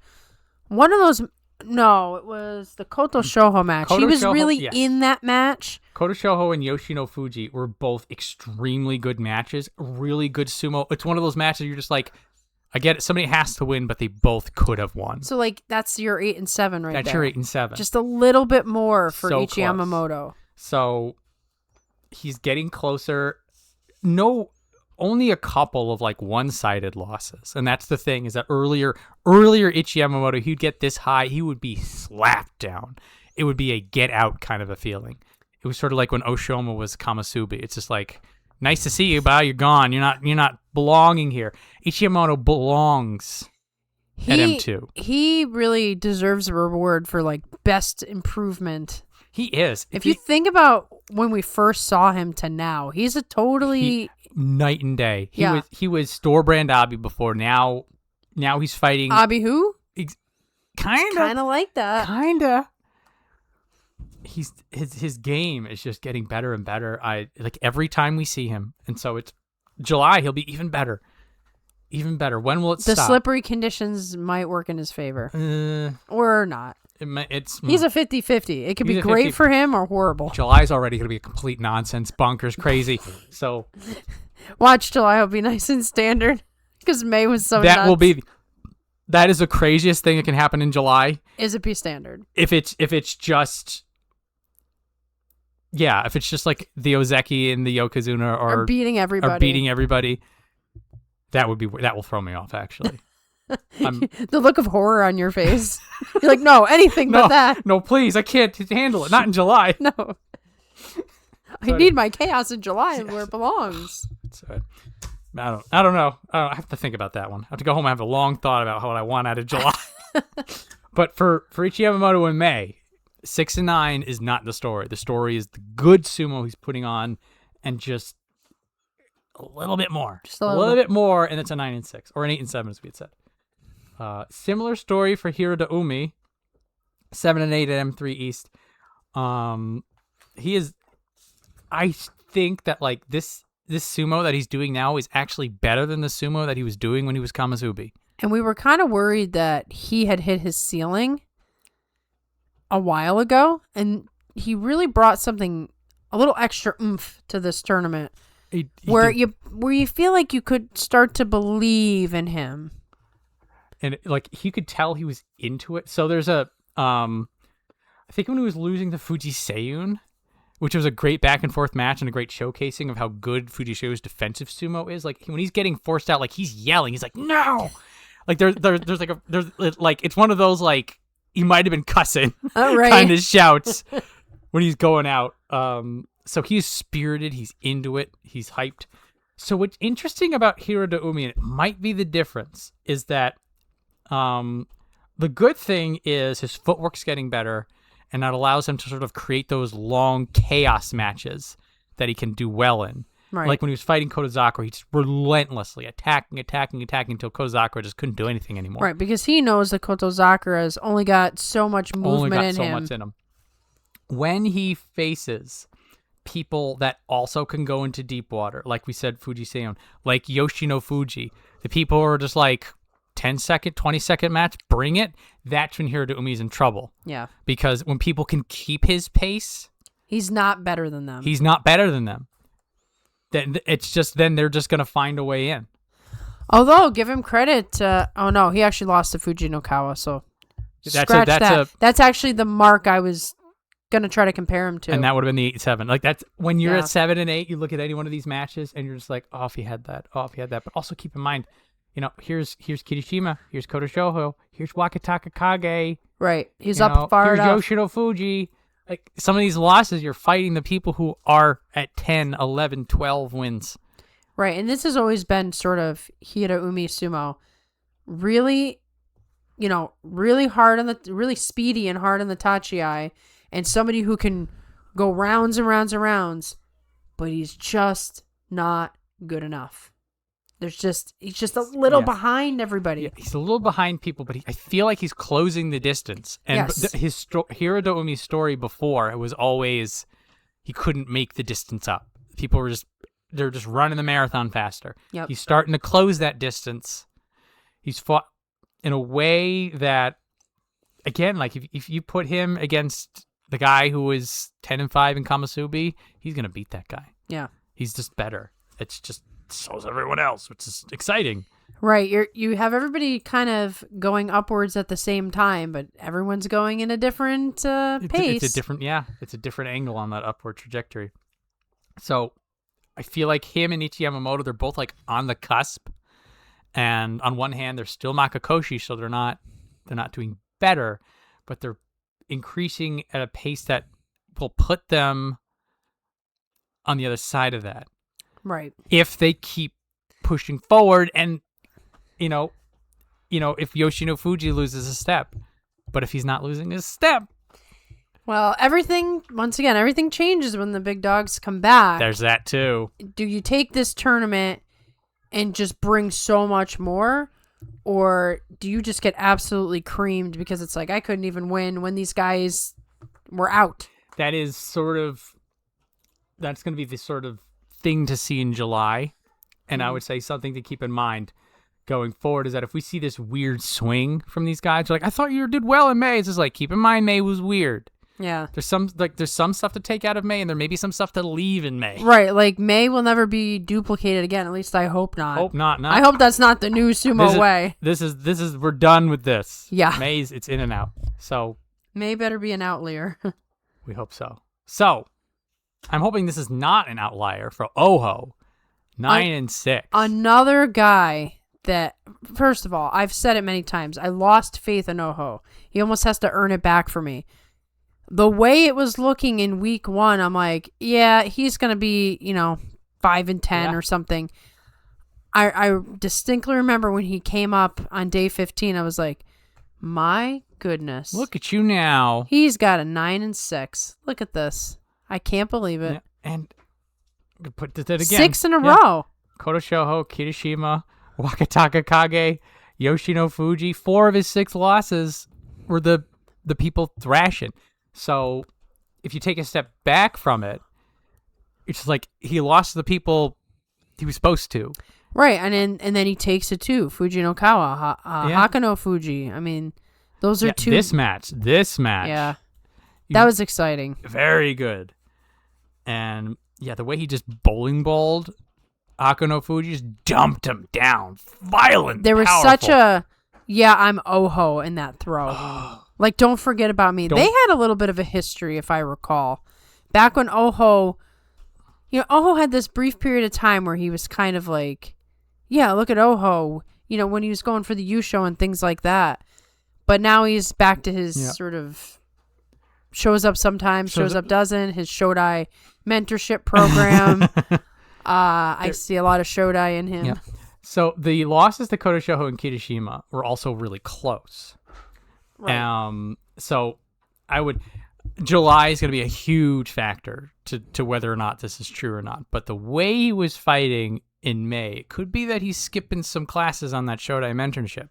He might be like, I don't know if I want to be enrolled anymore. I don't know. So again, July's going to be a factor on this because we need that particularly. We need those two tournaments in a row to see the pattern. Because he's not going to get Komusubi. He's probably going to get Maegashira 1. He is going to be Komusubi, actually. Is he? Look at this. Who else? Oh, yeah. Okay. So it's going to to be Yoshino Fuji and Oho. It ain't going to be going on with an 8-7 at M4. Nope. So it ain't going to be 9-6 at M6. He mats in. So Sanyaku Oho. Do you remember the pattern, like the situation last time he was not Sanyaku? Good. That's what I thought. It's not good. So this is his second chance. This is where July is going to be interesting for him because he's going to be back at the Sanyaku rank, which he can't seem to hold, and then all the good people are going to be back. Right. So how are you going to do then? Right. Then. You would hope that he would rise to the challenge, but like I said. This is what... So if he's a Shodai mentorship, July is going to be a disaster for him. But if he decides, maybe I'm going to do this sumo thing and do it good. Do a little more seriously. Do a little bit more seriously, then 8-7, 7-8, and he's looking good. There'll be nowhere for him to go, but that's a different topic. That's also a different topic. So some fun stuff from Oho, dominance that we like seeing, and looking forward to July one way or the other. Yeah, it's gonna be crazy. Yep, I hear the hype train coming to the station. I'm just not gonna go out there yet. You're so excited, and now you have to wait. I have to wait. Wait stinks. I'm waiting on Koto Shoho. I'm waiting on Atami Fuji. I'm waiting on Oho. I'm like, guys, I want on this hype train. Let me July. Give it to me. This is where July is gonna be so weird. Mm-hmm. Anyway, so our friend, our compatriot, the best, Daisho. I'm gonna show you something that gave me a giggle. 7-8 at M4 East, right? Mm-hmm. Okay. March. 7-8 at M4 East. January. 7-8 at M4 East. I know. Here's a 10-5. So wow. So he's just performing exactly on par. This dude is an M4. He's just taken his, Sanyaku stability and moved it to M4. He's an M4 stability man. He's no longer Sekiwake man. He's M4 man. So the question is, do they demote him this time and not let him hold? Or do they say, oh, wait, that's his job. That's his role. So by principle, I don't think about Gestabanzuke until we show up there. But in this one case, I'm going to make an exception. Daisho is going to be at M4 East on my sheet. Oh, yeah. He's just going there. I'm putting him there. If they do something crazy, that's on them. Look, if they put him at M4 West, they put him at M5. I'm not interested. Right. It's like, okay, that never happened. I'd rather be wrong. And he's got his fun tactical wins. Him and Shiranaumi. Where's this match? Oh. I think that was the match that got him that cut on his eye. That made me a little worried. Because but he came back with and he was fine the next time. He came back day. and he didn't give a damn. He's speaking about tough guys. Oh, he's so tough. A lot of his losses, Gonoyama, Wakataka Kage, Yoshino Fuji, Koto Shoho, power. He can't handle power anymore like he used to, which is unfortunate. We're seeing the veteran fade. Not the fade like you have to be worried, but the loss of power. The gear down. Yeah. Hiraomi and Fujinokawa, speed, which also was not really his problem before. Right. Not like you could outrun Daisho, but like he would track you. Right. He would make these little incremental moves to make sure, because his arms were fast enough. Yes. So he'd make sure he was in the right position, and while you're tiring yourself out, he was waiting for that one push to send you into orbit. Yeah, and that was the thing. Like Daisho, he wasn't the strongest, but he'd hit you hard enough. He wasn't the fastest, but he'd still track you. Yep. So he didn't need to be the best at anything because he had the tactical mind to take care of it. Yep. What's good is that tactical mind has been preserved. So again, like we say with the asterisk on Kotozakura, but Kotozakura and Oho, he just dismantles them with his angles. Right. So that stuff is still there. That's why he's 7 and 8 still in this weird environment, despite the fact that he's clearly a ghost of his former self in some days. Right. Because it's just the mind is too sharp. Yeah. And that's a good thing, because I don't know how much time we'll have with him. I'm not like talking about imminent, but he's really getting up there, and with his power going down, he's going to need to really rely on that sumo mind to keep him afloat. It's going to be that sort of like the Midori Fuji effect, that it's just like it's going to drag him down. It's not that he's going to fade. It's just that like what he can do is just going to be less and less until he can no longer hold it. Right. But for July, M4 East, I don't don't care what the Bansuke does. That's pretty awesome. I'll be wrong. Okay, I'll be wrong. Yep. It's what I'm doing. It's what I'm doing. You just set it up tonight. Good. What are the other 41 doing? I don't know. Who knows? It's Daisho Bansuke. It's a Daisho Bansuke. I'll put Daisho in all 42 spots. There you go. There we go. The Daisho Bansuke. So, Maria, what am I going to do about this? You sort of predicted it. I know. You were starting it once again. Like I said, prognostication is very dependent on pattern recognition. You started to feel uneasy, I believe, after Hakuno Fuji. I think you were getting a sense before that, but after the Hakuno Fuji loss, you're like, I really hope we don't see a complete collapse. Gonoyama, after 10 days, was 8-2. He has beaten an Ozeki. He's beaten both Ozeki. He's beaten both Sekiwake. And he had answered all of our problems. Right. He wasn't just the one-dimensional. He wasn't one-dimensional. Let me blast you in the Tachiai and then try to get you out. He was winning outside of the Tachiai. He was getting these angles. He was able to bring himself back into matches. We're like, oh my God, he's figured it out. Yeah, there was a couple of recovery moments. He never recovered. Never. Ever. That was his problem. If he couldn't win off the Tachiai, there was no winning. Whereas he just had something in him, at least the first 10 days, where he never was out of a match. So Hiraoumi and Koto Shoho both get inside him, and they're building pressure. And that's how you beat Gonoyama. He breaks, creates distance, and then closes it back in. Yep. He is figuring out how to recover, and that was always his problem. So you have to wonder here at the end, what exactly happened? Was there a stamina issue in this case? He didn't look as sharp. So I will say, okay, lost to Wakataka Kage. Okay, fine. You show winner. You show winner. lost to Hakuno Fuji. Hakuno Fuji was fighting out his mind this tournament. And they do have a history, They pretty do sure. have a history. And so these two matches, okay. So now he's 11-4. That's when you were like, okay, Chirana Umi and Roga. Yeah. So the Ichi Yamamoto, I'm giving this to Ichi Yamamoto for just being really, really good. Chirana Umi. Like, towards the end of the tournament, he's losing steam. Chirana Umi, he's scrappy. He's got it in him. Chirana Umi is the kind of guy, he will beat any wrestler who lets him. Right. In his mind, he's already winning. Yeah. He has the skills, the power, the tool set. Chirana Umi is dangerous. Goniyama still should not be losing to him. No.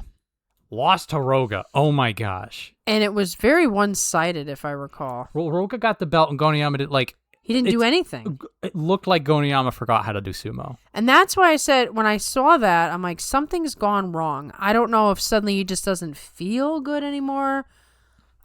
Something is not right. It is a mental thing. It has to be a mental thing. He wasn't injured. He was fighting so well. Then something happens to him. There's a collapse of some sort. It gutted me.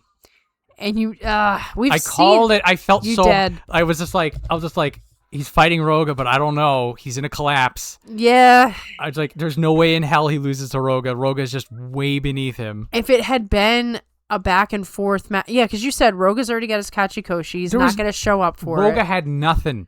He had nothing. He had 8 wins. Yeah. And he just took him out so cleanly that it was like, something is not right. I'm hurting. I don't know. I guess we can't really believe in Gonoyama yet. We thought we could for 10 days, and then... He gave us every reason to believe in him. Yeah. And then the trap door opens. Woo! John goes falling into the basement. I don't need this. When we get to a certain person down the bounds, I might start crying. Okay. He's got 13 losses. Yeah. Just so you know. I figured I knew who it was, but I'm like, is there somebody else we're concerned about? No. One in particular. But, so... Because it might be the end. So, I guess we're going to have to find out what the hell happens with him in July. In a way, he does exemplify what May is about. Yeah, because that was the whole tournament. Because it was just like the great highs, these gut-wrenching failures, but at the end, it did work out. Right. Somehow it did. There were times where you thought it wouldn't. But somehow it worked out. Somehow it worked out. Just put a big picture of Gonoyama over this. Gonoyama is the yes. He is the mascot for May. He is the May Banzuke. He is the May Basho. Anyway, so I guess 8 and 7. Right. If you go back and look at it later, it's like, oh great, he got 8 and 7. But when you look at what he was and what he turned into, it's like, no, it's not good happy times. I'm a sad person. Alrighty. Gonna get sad again. Somehow this makes me less upset. Why? Because it's predictable? Yes. So I don't like it. I still feel bad. But I'm it's what it is. I'm slightly concerned. But there's the acceptance. It's Wakamoto Haru. So when you look at Wakamoto Haru, when he's doing well, it's the ring edge hold. It is for Wakamoto Haru. It is always how he fights at the edge. Right. That you can tell what kind of shape he's in: physical, mental, spiritual, whatever. It doesn't even. And people are just pushing him over the edge. It was like the bales weren't there. Right. And like when I start seeing those kinds of losses from Wakamoto Haru, I'm just like, you kind of knew it the whole tournament. You're just like, okay, he's not going to have a good one. Like when he does, because you cannot move him from that ring edge bale. You can beat him in the middle of the ring all day, whatever. He doesn't care. You get to that ring edge, he's dangerous. It's his. That is his part of the dojo. He'll push you forward. He'll bring you back with him. He'll reverse it. He'll throw you over his shoulder. He'll throw over Johnny. Right. So when he's not doing that stuff, I mean, what does this say about Shodai? I mean, come on. Shodai, you can beat the Ozeki, but not Wakamoto Haru, huh? No, he did beat. Oh yeah, you're right. Well, that's Shodai for you. Yeah, I was gonna say that. Yeah. Speaking of the epitome, and also it's also like Wakamoto Haru's sumo is also, excuse me, it's like he's so passively good that eventually he's gonna hit a rank that they can't. Like he's just gonna float back up. Now, I don't think that he's done yet by any means, but I also think that there's a will to fight to stay with his brother. Definitely. They are training partners. He got to be prominent. He was in the car for the, Yeah, he drove in the car. Drove in the car. I was looking at all the pictures. He's in all the pictures with the fish and this, that, and the other thing. When I was watching the NHK Live, the very first person that Wakataka Kage looked for was his brother. And there was a nice little handshake in the locker room. Even when this man's legs are broken and he doesn't want to keep going, if his brother's still there, it's going to be hard to drag him out. I think so. I think also he's going to be... I'm looking to Daisho for some inspiration for Wakamoto Haru, and that like it does feel like the way that Wakamoto Haru's injuries are, like it hampers a sumo in a way that Daisho sort of just slows him down. Well, because there's a lot of like toe issues and maybe ankle issues, and he needs those for all those pivot moves. So that's his game. Yeah. I'm seeing for Wakamoto Haru, he falls down M9, M10. He might be okay. Well, then at that point, his raw grappling ability is going to do him fine. Right. And so, like, he's going to hit that rank, and then it's going to be like a 9-6, a 10-5. We're just like, oh, yeah. He's okay. He's fine. So I'm not, like, worried about him. It's just for a guy who is just hanging out in Sanyaku to just get dumped out. Who was on an Ozeki run with Daisho. Kind of close. There was like that golden era where it was Kirishima, Daisho, and Wakamoto Haru all pushing for it together. Yeah, and then one by one they dropped like flies into this. Daisho's in a similar position. So, bad news for Wakamoto Haru fans, no matter how you shake it. But like it's not a willpower thing. It's got to be an injury thing. Maybe it's a mental thing, but like for something like that, like when he's not holding at the edge like that, it's not because he's not holding at the edge. It's something is he just can't. He can't. Yeah. Something is stopping him from doing his brand of sumo, and that's a rough time. But as long as he stays in the top division. Yeah, I mean, he's definitely staying. But like you go down here, it's like what's Niski Fuji gonna do to him? Right. What's Kim Bozan? Is Kim Bozan gonna do anything to Wakamoto Haru? Probably not. Hopefully Kim not. Bozan came up with Gonoyama, and we can say... Kim Bozan. But he's fine. Yeah. Fine, no problems. Yeah. July will be good. It'll be rebound time for him. That's what I'm looking forward to now. So, Shodai! Oh, Shodai. I can't imagine what it's like to be a brand new sumo fan who came into this tournament and experienced Shodai for the first time. You would have no idea the layers to this man. I can't forward my thoughts without laughing when it comes to Shodai. He beats both Ozeki back to back. And so, say what you want about Kotozakura, but you can't take that Kirishima win away from him. No. And Shodai woke up, he's just like, I can get like a good $5,000 today if I do this thing. Yeah. And then Kirishima hits the dirt and he affects the entire tournament. Yeah. This whole tournament looks different if he doesn't lose to Shodai. And they had quite a head-to-head. I mean, these guys have fought each other a lot.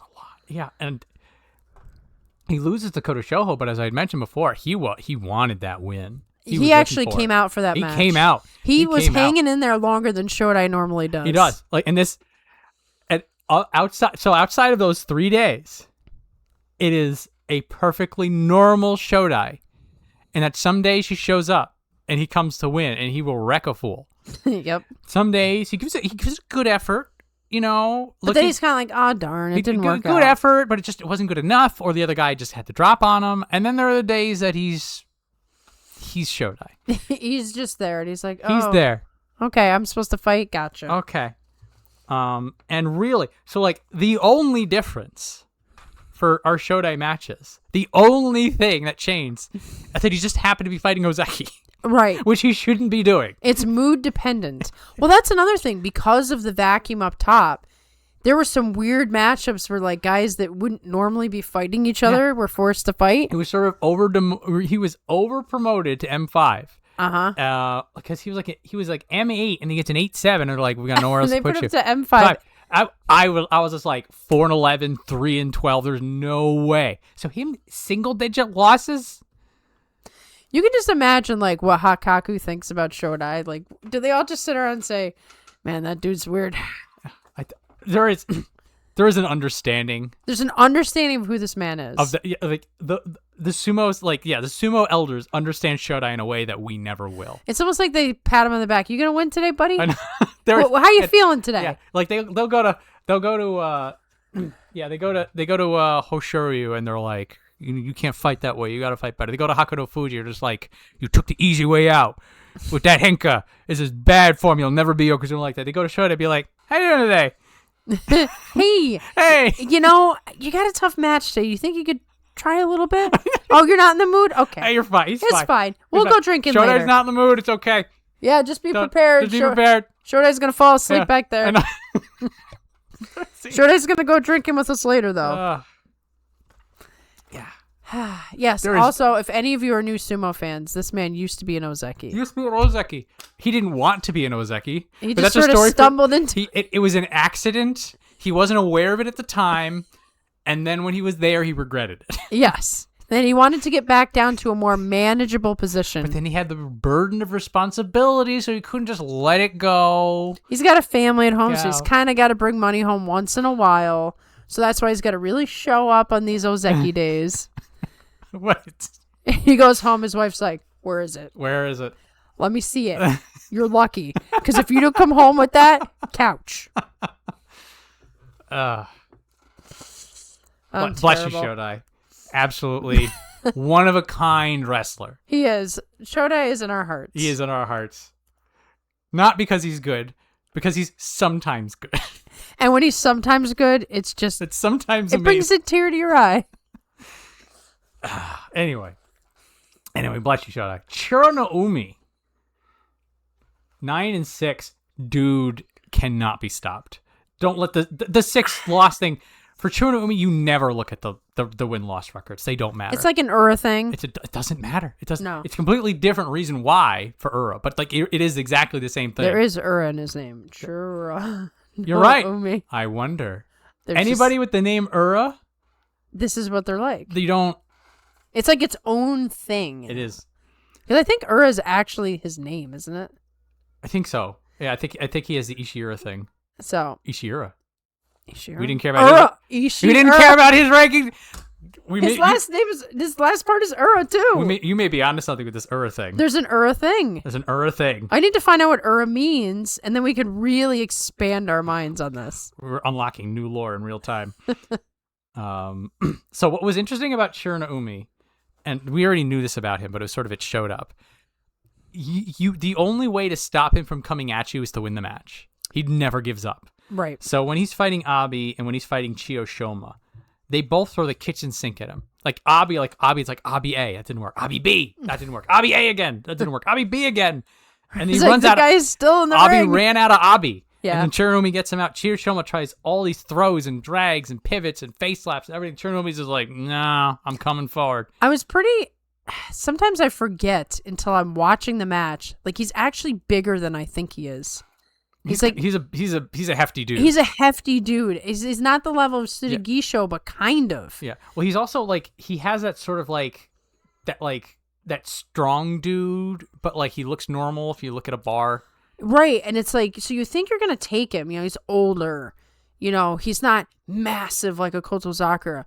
Then you go to push him, and it's like pushing a boulder up a hill. Yeah. You just can't easily take him down in one or two moves. You got to really fight him. You got to like take some of it. You got to go into it. You got to go into it with him. Deep into the match. Deep into it. Especially because, as we have called him the philosopher sumo wrestler, he has a lot of very deep philosophical takes on techniques and fighting, and he takes all that into the ring with him. He's just older. Could you imagine him at 25 if he could have put this all together? Because obviously he got stuck in the lower ranks his whole career. It only manifested later on, but yeah, like this is the classic, you know, take the 35-year-old martial artist and put him in the 25-year-old body and watch him go. Yeah. Like once they know what to do with all of the limbs. Right. But he does exemplify that. He does. And also he fights like super good. Like you said, he's never giving up. Like you have to take him out. He's not take him out. He's not going to be an easy fight. Oh, yeah, and he's going to be like M3. A little high for him. Now we're going to have that talk again of like, okay, is this where he gets creamed or... Probably another 411, but... You never know. You never know, and also, no, it doesn't matter. Right. Doesn't matter. If you got in your name, it doesn't matter. Doesn't matter. So, very good showing. Always good sumo. Excited to see what happens in July. So, Fuji Seiyun. Megashira 6-1. He has been in the top division. This is his second tournament in the top division. He was at M6. He has no business being here. I was going to say, did he get an over promotion as well? Was he the other guy? He started out, he was the guy that back in the day, they shut the door on Juryo on him. Yep, I remember that. So like 10-5 at Juryo 5, you're just like, we don't have room for you. You're going to be Juryo 1. He gets an 8-7. They're like, They kept him again. They kept him again. So he does an 11-4. He's just like, I'm going to put no doubt in this. And so he gets a pretty hefty promotion. He gets a 10-5. He gets another hefty promotion. Right. And we were a little nervous because of that hefty promotion. Yep. And not bad. So 2 tournaments in, M6, fighting Sanyaku, and he gets to 7-7 on the last day. His defensive sumo is fascinating. He's one of those like prodigy minds when it comes to grappling. So he'll have somebody like Asa Hakuryu or Churana Umi or Asakuru, these strong forward people coming at him, and his defenses hold, and like you see him in the replay, and he's just like stone-faced. He's just like, I guess I should do the sumo thing. And he's just no-selling it, and he does really good. He's got grappling power. He's when he fought Fuji Ryoga and Hiro de Umi, who are bigger, stronger people, like he was just dragging them around like they didn't have the weight on them. And if he gets better at that, he's going to be terrifying. Like you said, only a second tournament, so only a second tournament. He is so new to this. It tells you that if all goes well, we're just going to see so much more. Like the gains are going to come. And we're going to see so much more from him. I feel like the story of him would have been a lot more prominent if May wasn't a complete wild mess. Yes. We almost couldn't focus on him in the way we would have if it was stacked. You forget. Also, the thing is that because he was 5-7. So at that point in the tournament, you're not. Right, you're not paying attention to 5 and 7. You're not paying attention to 5s and 7s. You're wondering what the hell's going on with Koto Eiho and Kirishima, as you should, as is always the case. But like, this is a sleeper. And then on the last, I think he got Hankett twice actually. Yeah. The last, man, there were too many Hankas for my liking. In this there was tournament. a lot of Hankas. There was a lot of Hankas. Yeah. And I talked about it on the live stream. We've talked Hanka to death. When it comes down to it, I don't want to think about them. So when there becomes too many of them, it starts to be like, ugh. But yeah, he is one to keep an eye on. That 7 and 8 means nothing because he's fighting really well, and he might hold at that spot. He might, like, his losses were like timing losses, and also the fact he had to fight the Sekiwake. Right, which the second tournament ever, he's fighting a Tommy Fuji and Koto Shoho. Right, and he's Megashira 6, so he shouldn't have to. Also, yes. The chaos of May created a situation. I remember looking, I'm like, he's Megashira 6. Why is he fighting a Tommy Fuji? No Aonishiki, no Onosato, no Takayasu, no Kotozakura so, like, eventually. You had the one hand where it's like, okay, well, these guys didn't fight the top guys. But then you have people like Fuji Seiyun and Shirano Umi who did have to fight the top guys who wouldn't normally. It crept downwards, the wall of death. You almost have like the lower ranks who got the real tough tournament. So that's another thing also. So when all the big people come back, he's not got to fight Sanyaku anymore. No, maybe a Kamasubi if he's doing well. It's kind of like Piccolo with weight training. You know, he had the weights on while he was punching, and he'll take the weights off in July, and the people around him will be much easier to face than Natami Fuji. Keep your eye on Fuji Seiyun. Keep your eye on him. It'll be good. July is going to be good for him. I'm feeling it. All right. So, Chiyoshima. Don't worry about the 5 and 10. He's too high. This is what Chiyoshima does. This is very on brand. Yeah. If he gets up a little too high, this is the result. Don't fret it. Like there was that time years ago that like he kept creeping higher and higher. He's like M5, M4, M3. You're just like, who's letting him up here? And now he did that again. It's that people figured it out sooner. Now for him, when he's fought Umi, Oshoma, Asahakuryu, he empties his entire bag of tricks on them, and it didn't work. And that's just because he's at M7 when he should be more like M10. Right. And once he gets a little bit lower down, then the bag of tricks will work again. So right. I'm not worried. And his sumo was fun, as it always is. He had his good lateral movement. He had some good tricks up his sleeve. Like you said, he was throwing the kitchen sink at people, so it didn't feel like he couldn't impose his brand of sumo. It's just he's old. He's older. Yeah, his brand of sumo just has a limit. Yes. So good news. He'll be lower down in July, which means that's where his brand of sumo will come back on. Yes. And Look he forward will to that. He will face some of the newer peeps. Yep. So we're back on injury talk. This was another heartbreaker for me. This was rough because Asakuryu, career high rank, clawed his way up, started looking really good. Forward aggression, crisp transitions. He's starting to do, like he's doing that push you and then get the belt to finish the off stuff. And then it's another leg. That was the legs are just. That was the craziest part, is that all these legs were getting broken up. Yep. So mathematically, he's in the top division. You don't have to worry about an Onokatsu situation where he completely falls out. Thank goodness. But unfortunately, he's going to lose all of his progress over the last 6 months. Well, if he completely heals, then going down where he is, he'll be okay. It's not going to be a problem. It's just frustrating. Now, I heard his brother might be in the top division next time. If that's the case, they could be near each other in the rank. Asashiryu? Yes. We'll talk about this. There's a chance they shut the door on Asashiryu. If they don't, then they'll be in a similar rank. So we have brother power again. You're thinking no, though. There's 4 spaces available in the top division, and he's guy number 5. Right. If they were going to make a space for Asashiryu, it would be to kick Asakuryu out. Oh yeah, that ain't gonna work. Which he doesn't. He's safe on the math. Okay. So they're not gonna go out of their way. To kick him out to bring brother up. No.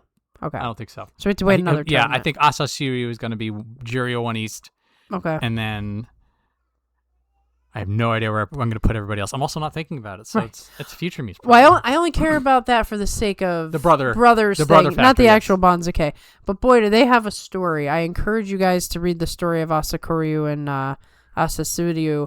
I will post a link in the post section. They are something else. The two of them and the life they've lived and all of that.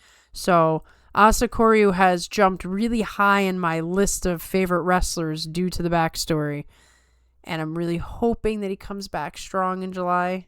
If he's all the way down there, as long as he's healed, he should have a good tournament. The progress he made to get to M7, and this is part of what really sucked about him going out, was him figuring things out. Like we saw him earlier. He had the raw power, but there was nerves. There wasn't really quite sure what to do with it. He was figuring it out. He was improving in front of us. That got him up here. Now he's going to be all the way back down. M16 or so. He's going to be at the bottom. He worked so hard to get out of the bottom. Sucks. That's what's so rough about this. 6 to 8 months just down. Of progress. But he still has the talent. He still has what he learned. It's just the rank now has to follow.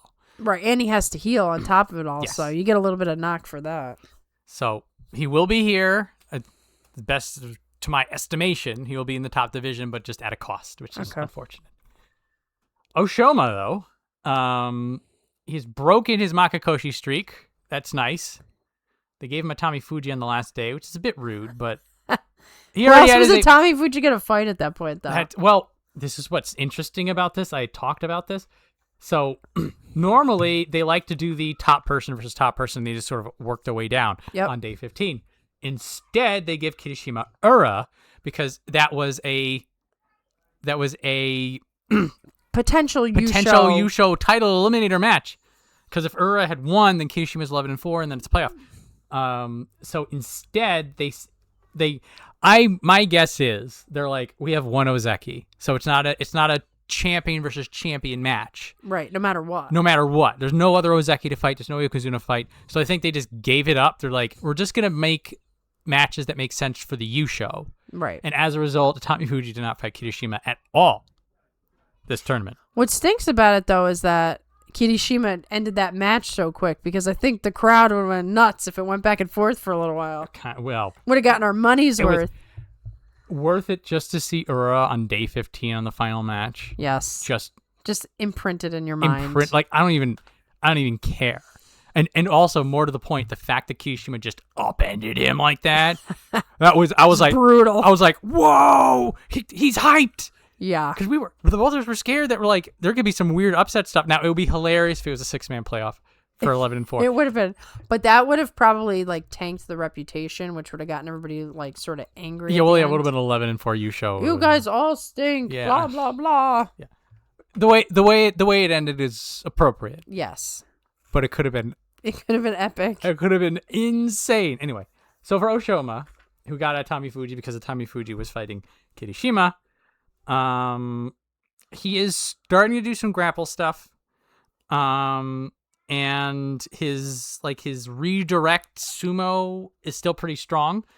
Pretty much every single time he loses, it's when people are basically too sturdy to redirect. Asakuryu, in particular, on day one, is like that's a tough match for his also, style. It's a tough match for his style. Also, it's really good to see that from Asakuryu, who had lower core issues. So in a way, like, it's sort of bad for Oshoma because he can't get the win, but it's good for Asakuryu because it's a sign of progress that he can get a win off of Oshoma. And he does do pretty well against pusher thrusters, which is good. Takanosho, Abi, and Wakanosho. Takanosho in particular was a good match for him because Takanosho was doing so well. Right. So the 8 and 7 is not the best look, but I think Oshoma in the middle of the Banzuke is about where he belongs at this point. Right. So he won't get this giant. Well, actually, I don't really know. Will he get an over promotion from this? I don't know, but he's where he's supposed to be. He's where he's supposed to be. The larger narrative is that he's no longer Makakoshiing, which is like he stemmed the bleeding. And it looks like he's about an M7, M8 kind of guy because every time he goes a little bit higher, he gets thrashed. Well, the worst part for him, though, is, once again, when the top guys come back, though he's outside of the range. He's now. outside. He's safe. Yeah. Yeah, he should be okay. Like there's. They might throw another Atami Fuji at him. He had no business fighting Atami Fuji in general. And let alone the final day. Let alone the final day. Very, very rude. But he was 8 and 6. Atami Fuji had basically no one else to fight. Right. They had to pick somebody. They're like, you're up. Not giving him Nishiki Fuji, that's for sure. So there's larger questions about his style and about how he does seem to be plateauing a little bit. He's still showing the progress on his brand of sumo. Again, the fact that he's going for the belt a little bit means that he's diversifying. Yep. I think it's one of those, like if you're a stand-up person who learns how to grapple, then you're a double threat. Right. And almost if you can start doing it like defensively, then you're shoring up your weakness. There's progress there. Right. But for the time being, we're like, okay, M8 is where he belongs. Right. And he won't go too far from there. Probably. Well, if he does, hopefully not. Hopefully not for him. We've seen worse. So conversely, Asahakuryu, he's got the talent, but he was over promoted. So we knew coming in that this was going to be the result, probably. This is the side effect. So this has nothing about Asahakuryu as a wrestler. It's just that he's an M10, M12 guy. He's still getting his feet out from under him. He's great to watch. He's stupid powerful. In a year's time, he's going to be destroying people. Just right now, M8's too much. Right. It's too much. It's not... Don't think anything about this. He put up a good fight, considering. He did good stuff. So...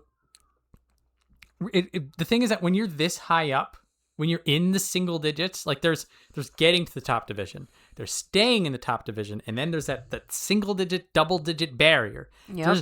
There is about a half dozen tiers. Like, you see it for the Sanyaku, you see it for the Ozeki, but those tiers still exist. Oh, yeah. In the Mega Shira. There's single digits, and then there's being in the top 5, and then there's the Sanyaku, and then there's every rank up, there's another thing you need to worry about, and this exemplifies it, because this high up, people know how to handle his attacks, his pressure, his like kind of weirdly strong for his frame stuff. So when he fought Churnaumi, Churnaumi just said no, basically. Asahaku did his smothering drive, Sanayama adjacent. Churnaumi stopped it, created his own offense, and then Asahaku couldn't deal with that. So like Asahaku had everything that he needed to win. Churnaumi just said, "It's mine now." Right. And so that's sort of like the story of it, is that it's just he needs the time to level up his game. And now he will drop. Yes, to where he's comfortable. And this could be, once again, a situation where it was too much, but maybe the training was good for him when he drops lower. This is always the hope. Like, we were saying this about like Kodo Echo when this would happen to him back in the day. That when people get overpromoted, when they go up this high, it's like you learn what you can, you absorb what you learn, and then you bring it with you. Right. And you just kind of have to throw away all the negative stuff because it doesn't do any good for you. Now, I'm very optimistic on Asahaku. He brought us on that roller coaster ride of emotions for a little while when he started out. He's still young, he's fresh. Right. I think like all the Asas, Asakoryu, Asashiryu, Asahakuryu, Asanoyama. He's in good company. Yeah. I forgot about that. We have Asas and Fujis. Yeah, they're storming the gates. They are. So I'm not worried. I look at the 5 and 10 and I'm like, good, perfect. Go back lower, do your training arc, and then when he's at M8 again, he'll be way better. He'll have Bankai. It'll be great. So, and again, there was some good sumo in there. It's just a little too high. Yeah, it's like treading water in the deep end of the pool. He survived. He survived it. Survived. He did not get completely obliterated. All right. So, same rank, 5 and 10, completely different feelings. Did not, I wouldn't say Abi survived this one. No. This is a disaster. I am concerned. I am worried for Abi at M9 to get a 5 and 10.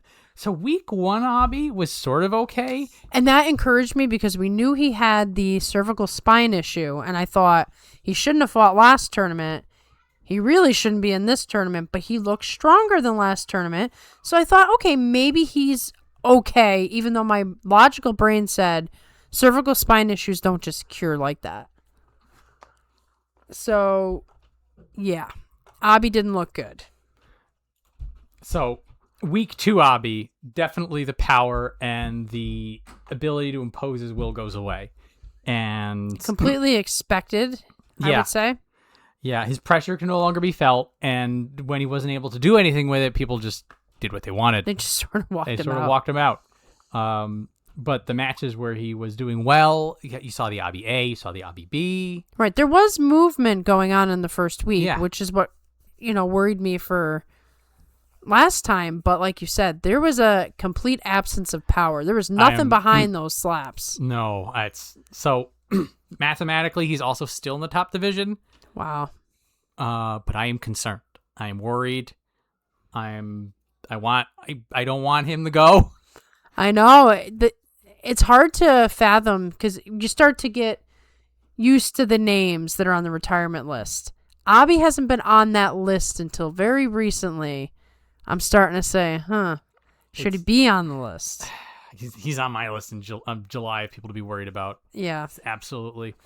He can't get another 5 and 10 if you're at M12, M13, M14. And I don't know. I mean, he's not somebody who's up and down into Juryo. This would be his first time in Juryo since probably when he was there the first time. Probably, yeah. And also, like the way he's fighting, like that's not a I can deal. Like it's not like a Wakamoto Haru. I can passively win at this rank. Like this is if he can't do his sumo, there is nothing he can do. Right. Just the way that his sumo is. I wonder if he'll go to Paris because he was quite an entertainer in London. Yes, we need we need the sequel to I Am Abi. If he's able to tie himself together, He'll show up. he'll show up. Whether it's good for him, we'll find out. Oh, Abi. He never does anything that's good for him. Well, best of luck. Hope have a very curative break for a couple weeks. Yeah. Before Paris. And then hopefully Paris isn't too bad on him. Yeah. Maybe Fingers he'll just crossed. like take pictures of fans or something. So no. Get him while you can, guys. Yeah. So Nishiki Fuji, 5-10. A little disappointing, but I'm getting the same energy from this that we did for Midori Fuji, and that it's just there's a ceiling. Right. We didn't know where Nishiki Fuji's ceiling was because he was getting his stuff back together. He was climbing back up. He starting the fight the way he did before all the injuries hit. I was like, okay, so M9, just like Midori Fuji, you can't do double digits with him. Right. He's not ready for that. He's not ready for ever it. again, probably. So he's going to be a double-digit kind of guy, which is he did well down there. Right. And his outmaneuvering, his power, he just blasted Ura out. This day 2 match, there were a couple of people that were just like, nope, I don't want Ura. Go away. They like chased him with bug spray. Get away from me. Get away. So Nishiki Fuji, so he had the power, he had the focus, the sumo sense, it all came together. He got rid of Ura. For Ura could do Ura things. It's just then there were some other matches where he's just like he didn't look anything like his usual self. self. No. They just shoved him out. He's like, you're not allowed. Get out of here. And you're like, yikes. It was bad. Some of it was injury, but again, I'm saying just if he was lower down, he would still be in some of these matches. Yeah. But at M9, when you're fighting people that are a little bit too high up, this is what happens. This is the side effect. Interesting though of the Mike Shear 9s, both with their 5 and 10s. Yeah, well, it is fascinating. All 3 of these 5 and 10s are completely different stories, are completely different feels. Right. It's like you could not say, hey, they're all similar rank. This is what happens at this rank. It's like, no, this is what happens to this guy. This is what happens to this guy, and this is what it means. So I'll be keeping an eye on Nishiki Fuji. I'm hoping he rebounds. Just the way he was fighting this year so far, it seems like he's back and at least able to stay in the top division. Which, like you said, maybe when it goes down to the double digits, he'll do just fine and we won't really worry too much. I'm optimistic on that. So every time you say that, so this is when Asanayama went out. I was just like May Basho, come with me. Right? What? Why would you do this? It was a weird thing because Asanayama losing at 7 wins. If this was a normal tournament, I'd be gutted. I'd be like, damn it. Right. I'd be screaming into a pillow. But because it wasn't a normal one, you're like, of course. Yeah. So this happens. I look across the room to the May Basho, which is giggling with its friends. I'm like, May Basho, what are you doing? Come on.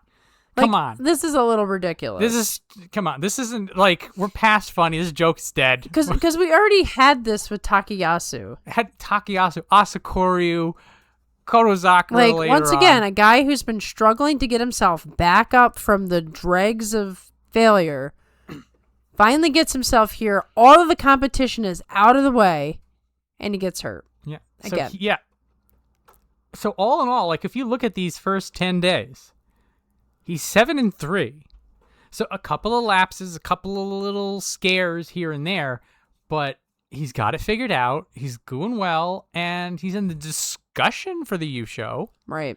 He was part of the conversation. I'm like, that's pretty good. Everybody's kind of looking at him, remembering the old days. Remember the old days. A couple of matches, I'm just like, that's the Ozeki, all right. Yep. Yeah, and then he gets injured and falls out. I'm like, okay, fine.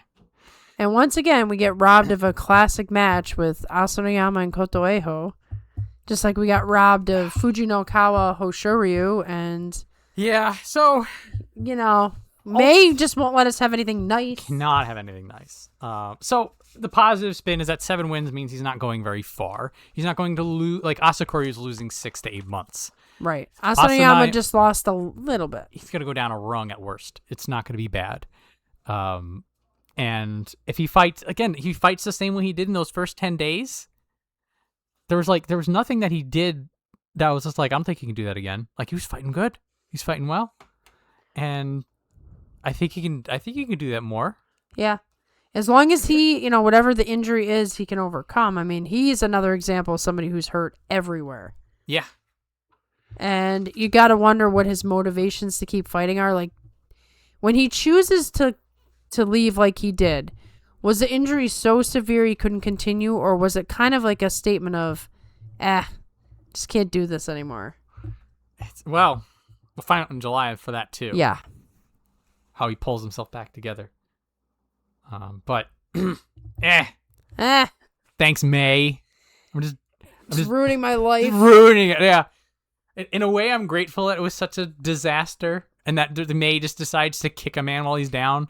Well, if you're going to do this, at least equally do it. Hand out the punishments. Yeah, do it. Yeah, if you're going to do this to Saniyama, do it now in this weird climate. Where other people are at home crying too, Just all sorts of nonsense.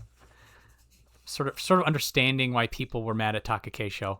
The bitterness. I'm just like, oh, fine. Okay, I'll go. Fine. I'll acknowledge uncomfortable truths. I okay? know. I don't really like to do it, but I'll do it. So I guess wait on July to see how bad this was.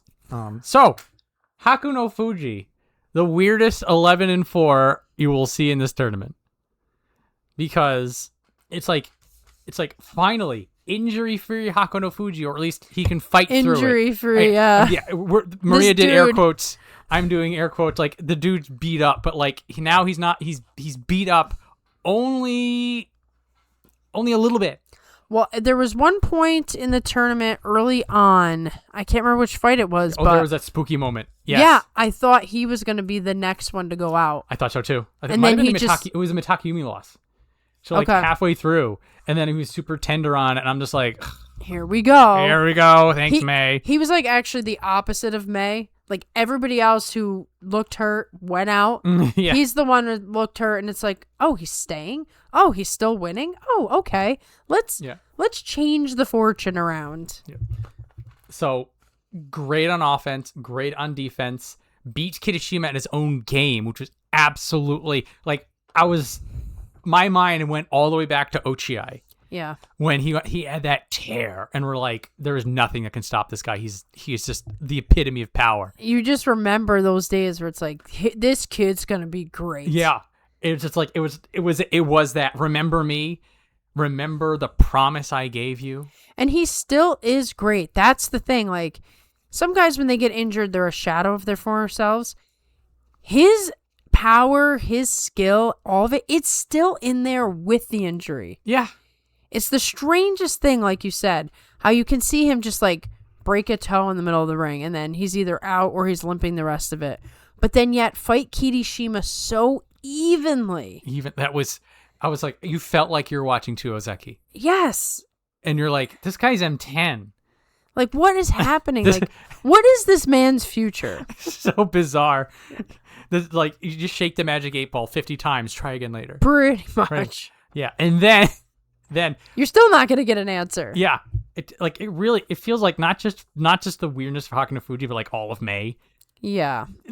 Some of the best sumo you will see versus Kirishima. And then he just hankas a 7-7 guy the next day. Which was just such a slap in the face. It was like, okay, I know why.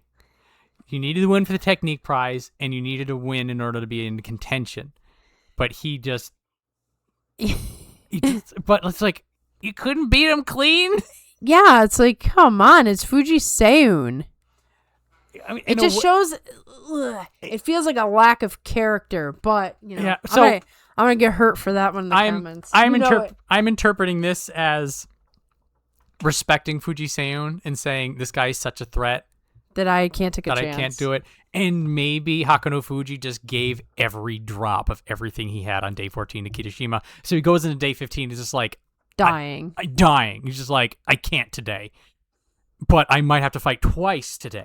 Well, I think there was a comment by Hiro about how every one of the guys made their matches real short. So playoff was on their mind because playoff was the only way for most of them to get a shot at the Yusho. Yeah. But even Wakataka Kage, quick match. Quick match. Everybody's Kirishima, quick. So quick match. it does feel a little like, come on, man. But Could you find a different way to be quick? but it's just like, I understand it. And you take a step back, and even if he loses, he's 10-5. Yeah. He's 11-4. He got a technique prize. He earned that technique prize. And you're sort of reigniting all the things about Hakano Fuji that you liked. And now you're excited for how he's going to do in July. And you're like, if he can do that well against Kirishima on day 14. We know that it's possible. That's the interesting thing. The question is probable. And with Hakano Fuji, you really never know. I don't think you can ever know with him. It's like you can never believe he's Ozeki until he's Ozeki. Exactly. And so that is part of it. But you got to touch it again, and that's not something we had from him in a while. Right, like if you look at a guy like Nishiki Fuji, you're like, okay, this guy is never going to be Ozeki. You're just like, he doesn't have it. He doesn't have it. But you look at Hakano Fuji and you're like, he has it, but can he produce it? Can he get there? Yeah, it's just he might go down as one of the most frustrating wrestlers, or he might come down as like one of the best comebacks of all time. We're not gonna know. Nope. This is something you look back at after 10 years, and you get to like look at it all in its totality.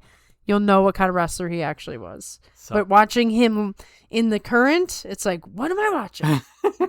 What's gonna happen there? Beautiful and frustrating in equal measure, and it's a beautiful lie. It's a beautiful lie, and oh god, all right, we're gonna let him be. Yep, we're gonna let it be. We're not gonna get into things. Well done, whatever. 14 days of good sumo. Yes, he made it very fun for us. More than Shoda did. Yes, more than a lot of people did. Yeah, so, he stepped up in a big way when we needed it. So there's that. I'll leave it at that. Ura power. Ura magic. Ura power. Oh my goodness. So. Just look at that line for a second. Look at all those white dots. 10-5. Fights. I still can't get over. Because I was just like, oh, he's fighting, Kirishima, Tommy Fuji. This all makes sense. And then I go to because I think like it was such a foregone conclusion in my mind that like I didn't look at the matchups. And then I think I was gonna send you a message about like, oh, here's what's gonna go on. I was like, oh yeah, I never actually looked at what the matchups were for day 15.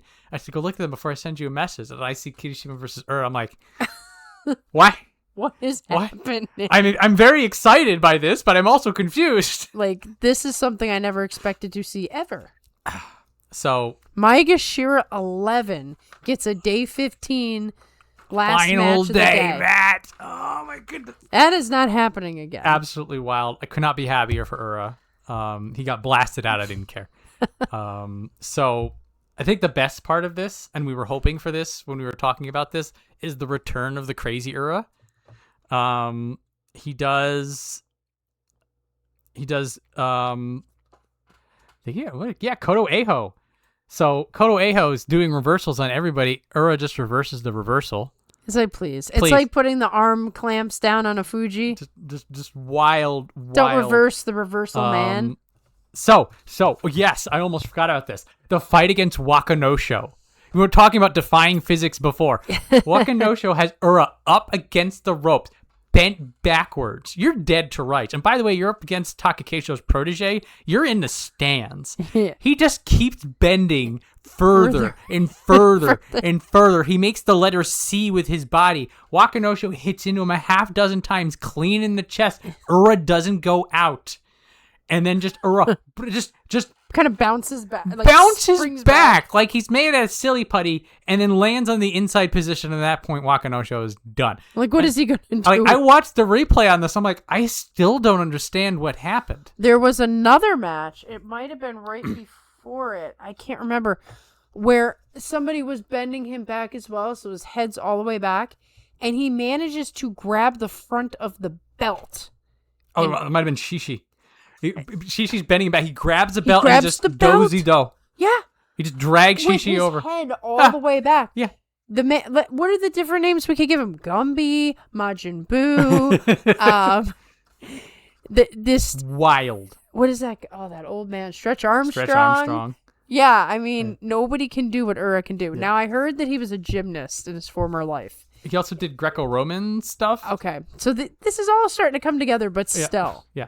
So love I couldn't get a good enough picture of it on the perfectly legal footage I was watching this online when he fought Fujinokawa, and that was a wild stagger match. Well, you knew it was gonna be too. Absolutely. And then Fujinokawa goes up, and then Ura puts his hands up. I know. He was just like, oh, no. Just. I didn't do it. I didn't do it. You know that somebody will clip that and we'll find it somewhere. Oh, I mean, it's already memed all over. It's gotta be. It's gotta be. And so those are the moments that we weren't really getting because he was frustrated and he was getting stifled and he was too high up. He couldn't have fun. So now he's having fun again. He was having. There were a couple matches where he was just like holding in the celebration. Oh yeah, you could definitely see that in his face. He was literally like, "Yeah, I mean, yes. I'm good." Yes. He's like holding it, like clenching down. Yep. You know, he went in the back and started like slapping people and stuff. Yeah. Well, we get Tori Naoshi with Tobizaru. Those two always have a great fight. We get two great fights out of them. I know, but I really wish he had taken that. Tobizaru always has the advantage. He always does. But there's your 11-4 if he takes that Tobizaru match. Yeah. So there was mathematically a chance for Ura to win the U show on day 15. I think that's what we have to take this and run with it. If he beats Kirishima and then wins a 6-man, 5-man playoff. That's a pretty tall order. Yeah, well, he's never had the order before. Right. He's been pushed into a different level of skill set here. I was already picturing this, but with Ura right here in my mind. Like it was like, and then him doing like the hands up thing. Look, somebody needs to do this, okay? You graphic designers out there, get the Ura hands up, get this splash thing, and let's just create our own Yusho Ura picture. It was in my mind. It was like as soon as I realized it was like mathematically possible, like not absolutely not going to happen, but I'm just like, but it can happen. Right. That's never happened with Ura before. Never. That I can remember. He's never been that close to a Yusho. No, and we have to like really savor that because. So I was seeing it in my mind. I closed my eyes. I was looking at it. I was like, I can't believe that this moment is even the thought can be entertained. You know, it was kind of good in that sense that Wakataka Kage just took the match so that we didn't get an even bigger heartbreak where Ura my gosh. Like that would have sucked. Yeah. I mean, again, like the way that May ended was the best way, is the proper way, the chaos. Considering how everything was. So, with that being said, there is a parallel timeline where Ura got the cup. Ura Yusho. Man. This is... I'm not going to put a hex in the future, but I think this is about as close as Ura's going to get. Yeah, if this ever happens again... something's gone really wrong with everybody else. We are doing a party. Yes. If Ura ever gets it, there will be like a real party. An actual party. Yes. Like we'll do a pink cake. For sure. Yeah. And we'll have to do that either before or after the recording. We'll have to figure that out when it happens. Yes. So anyway, well done, Ura. Great to see you as always. Exceptional time. Kim Bozan. Let me take the air out of the balloon really quick. Megashare 11, 6 and 9. The king of consistency issues. So if he can keep people at arm's reach, he can keep people from getting inside. He's got reach. He's got power. He can just destroy people. If you get inside that massive wingspan, he is doomed. He is doomed. Now he did do some belt stuff, which was good to see. But he also lost to Henka's 3 times. And it's just not acceptable. And so... Like, it's on you at that point. That is exactly what I thought when I realized I was going through all my notes. And I'm like, huh. So technically when he lost to Mitakumi failed the Henka, but then Mitakumi followed up. But like the other 2, he just got face planted. Yeah, like... So... That is really... Like the short-sighted. You lose one Henka. Okay. Somebody's gonna pull a fast one on you. We just remember from that. You lose. It happens to everybody. Happens to everybody. Happens to Oshoryu. Happens to everyone. Mm-hmm. You know, a second Henka. That's just rude. It's just mean. You shouldn't be doing that to a guy. He's already been Henka. You should talk about this. The third one. Come on. It's like, come on. And it's me, Takayumi, who's really slow. Yeah. Come on, guy. Yeah, come on. So, that's a weird one.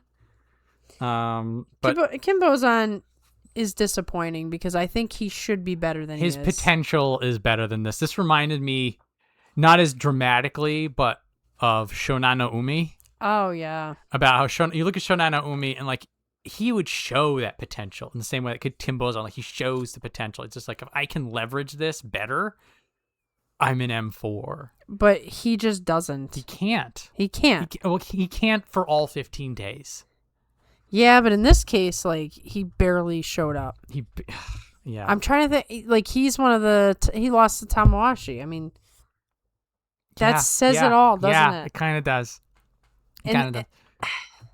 And he lost for power against Tamawashi. If you get inside, if you can, he's got those huge arms, and they will crack your face in. You get inside those arms. He's just like desperate and you have the advantage. That's the Kinbozan way, and it's frustrating as a fan of Kinbozan. Now it is 6-9. He did enough that he's gonna be sticking around. And then but then you think about the January of last year where he put it all together one time. Maybe, sometimes people, they can only do it one time, but that'll be like when they're interviewing him for the last time. What was your best memory of sumo? And it'll be that time he made it to the three-way playoff. It is admittedly, that is pretty cool, but you look at Kimbozan, you're just like, you can go all the way. Come on. Can you, whatever's going on, fix it. So, Shishi, the great and powerful Shishi, 6-9 at 12 East. He ends up doing better at the end than I thought. Those 3 wins were huge for him. The Asahaku one was impressive. Abi and Ryuden, he should be beating. Right. This is becoming an experiment. What can raw physicality get you? It can get you M12. Technically, he's gotten up to M11 so far, but that's his ceiling. So he does beat Hakuno Fuji. Where is it? On the belt. Which, big deal. So, he can, now and again, accidentally do good sumo. Now, he tried a Henka. He did. Against Tamawashi. And oh, yeah. Dude, there was not a single person in that arena that was happy with him. The online vitriol towards Shishi now is, astounding. I'm seeing comments the likes of which we saw in the past for the Takakeisho one. Yeah, keep in mind, I'm going to look at Tamawashi very quickly, but at this point, he had all these losses, and then so Tamawashi, a wounded animal, everybody knows what's coming. Here comes Shishi, who Henkas him. And it's a bad Henka. It is a bad Henka. He looks terrible doing it. In every way. With this one move, he becomes public enemy number 1. I'm like, I go to Shishi, I'm like, it's your grave, man. You dug it. Well, and then I don't remember. It was sometime after that. No. He gave an extra shove. So again, when he fights Asahaku, him and Asahaku in a grapple, and to Shishi's credit, he wins the grapple. Again, every now and again, Shishi can do something that looks, his hips were high as hell, but he got there. Topic. He got there. So the thing is that he gets Asahaku out, but then his momentum carries him out of the dohyo. So him and Asahaku go out of the dohyo. He then forcefully shoves Asahaku down into a seating position, which in the moment was hilarious that he just literally told Asahaku to have a seat. But in hindsight, the match was already over, which means that you should stop fighting, which is where the reprimand comes in. Right. He almost doesn't have an off switch. It's like the ogre coming out of the forest kind of thing. You saw that with the Fujinokawa wins, where he just obliterates this guy. It's once you turn on beast mode, it can't be turned off until a guy in a yukata starts yelling at him. So, I mean, this is his strength and his weakness. It's that kind of mentality that's gotten him into the top division. Well, it's like you said, what can pure physicality do?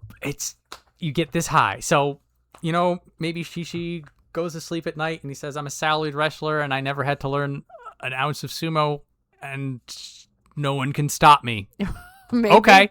You know what? He ain't wrong. Right. Do you He's want a big dude. He's a big dude and he knows how to use it, Yes. which is the scary Seekin combo. Bozan. Whether he can learn to sumo. So this is the thing. Like, you look at Yukishi, you're just like, okay, if you're fine with living between M13 and M16 for as long as you can get away with it, We'll take all types. sure. I'm pretty sure there's about 300 people in the lower divisions that would kill for that. Yeah. Probably 400, 500, whatever the number is. That being said, would you like to be an Ozeki with your fellow Ukrainian? Life You goals. ain't. You Right. ain't right now. Is he one of the people dropping? No. No, I wouldn't think so. No. He's fine. I think it was after he lost to me, Takayumi, the talk started about, oh, he might drop, but he salvaged it. Yes. If he had lost, because he would have been 3-12. Yeah. But yeah, he pulled himself out. Thankfully, they gave him Abi and Ryuden at the end. It's sad for them that that's what they are now. Unfortunately, well, we'll talk about Ryuden, but we sort of knew this was going to happen. Oh, yeah. Him, definitely. Abi, not as much. The Asahaka one, I'll give that to Shishi. That was a good match. Yeah, I mean, he Asahaka- can sumo sometimes. Sometimes, a few days, he gets the belt and has his butt in the air and runs around anyway. But whatever. No more jockey touchy. Yeah, it's kind of. So, she's going to be sticking around a little bit longer, so we get to see in another 2 months whether or not he's going to Stick with us. figure out what he wants to do. Someone who's not sticking around, unfortunately. This Again. Toki Hayate. Had a lapse is the best thing I could think of with this 4-11, because when he won on his brand. However, he also unfortunately fought Kimbozan, Shishi, Mitakayumi, Hakuno Fuji, Fujiryoga, and Ryuden. All have the same thing in common: they're bigger than him. Yep. He had figured this out.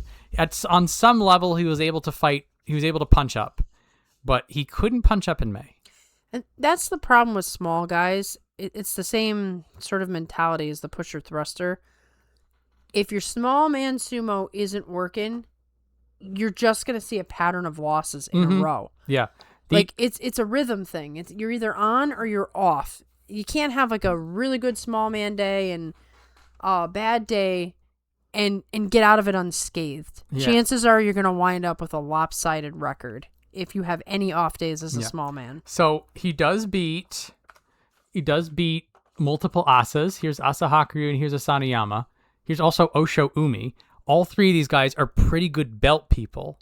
So he gets in the grapple, and that's when he's able to fight above his weight and get the win and use the grit and the angles and stuff like that. I'm beginning to really enjoy out of him.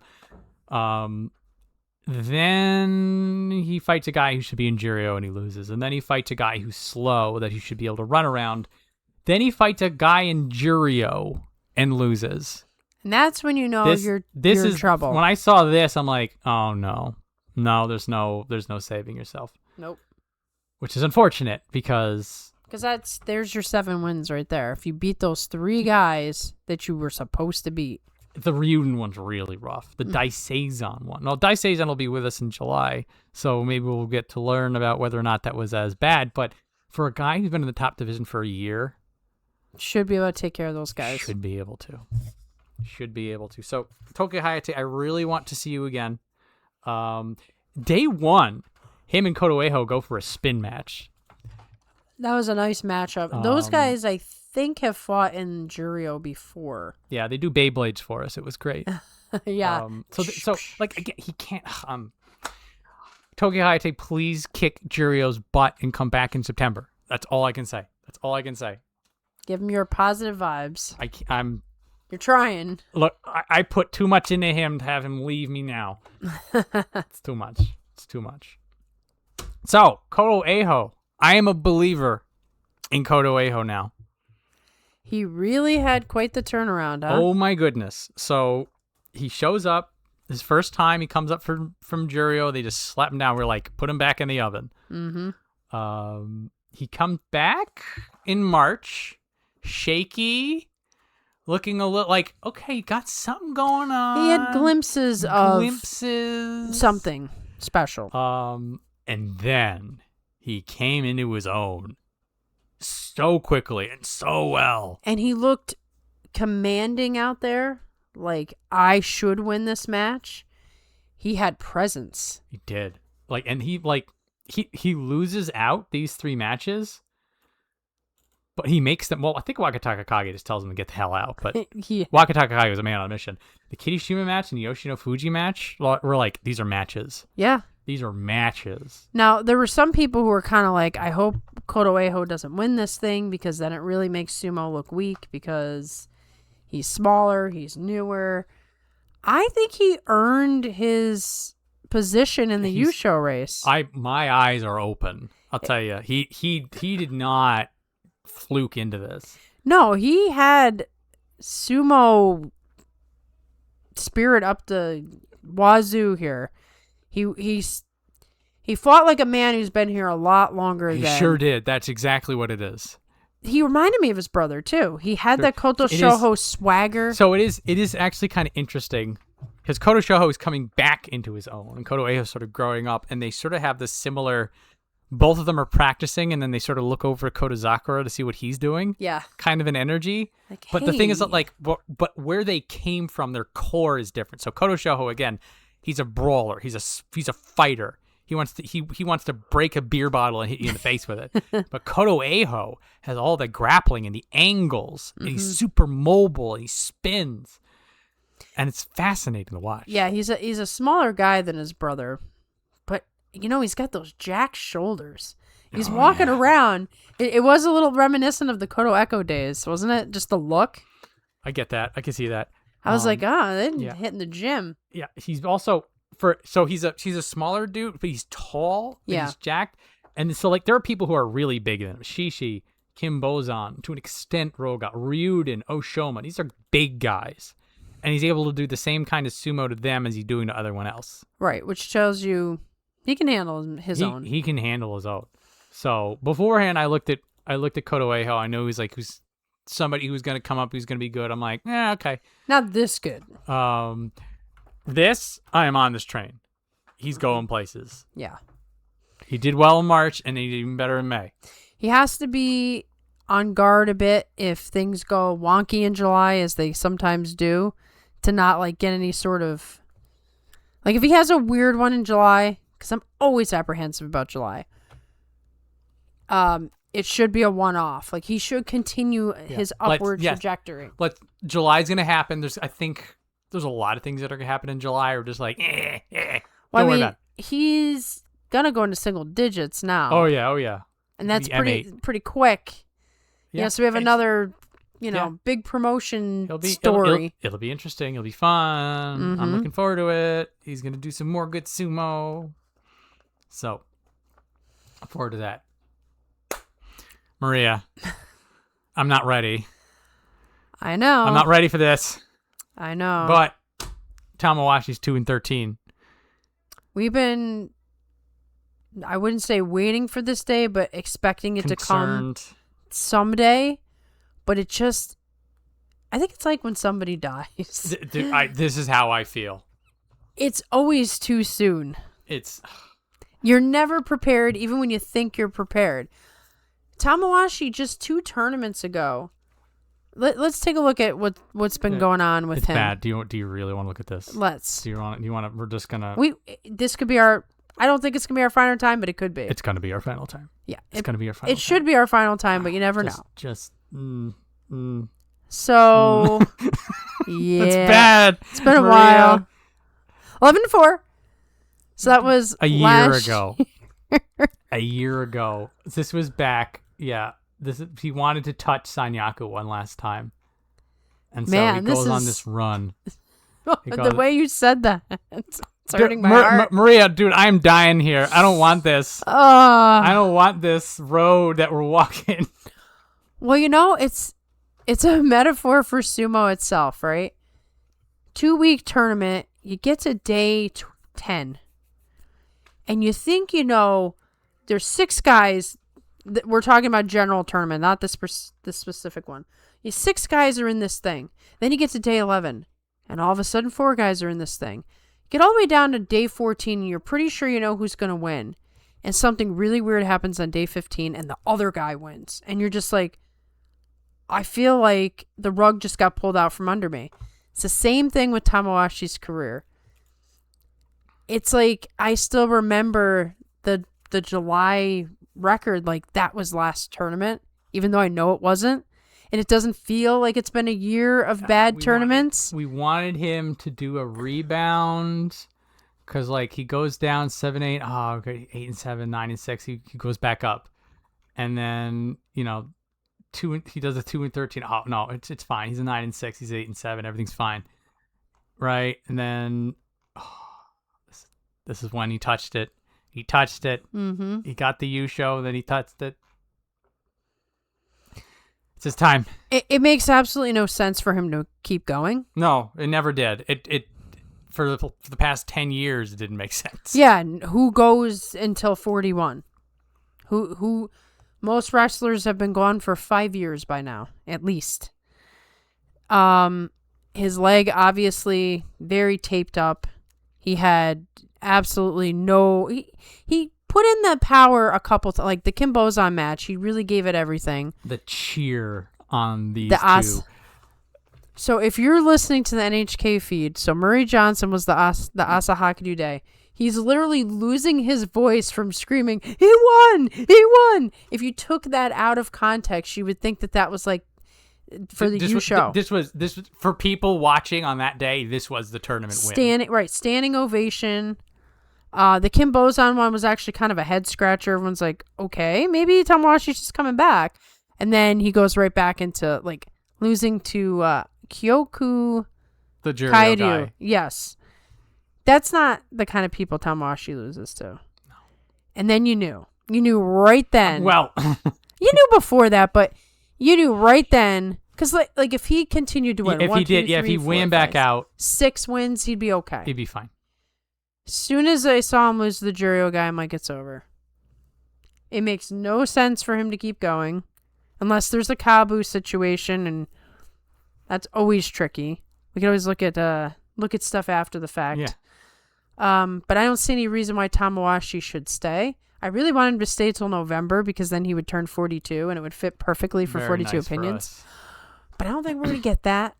So, yeah, the long term for him coming back to the top division, he's going to dump pretty far down in the Juryo with a 2-13. So he would need to like immediately win the Juryo U show if he wants to come back up. Which is not going to happen. Which means he's not going to be in July. He's not going to be in September. So then it would be November. So then he would need 3 good tournaments.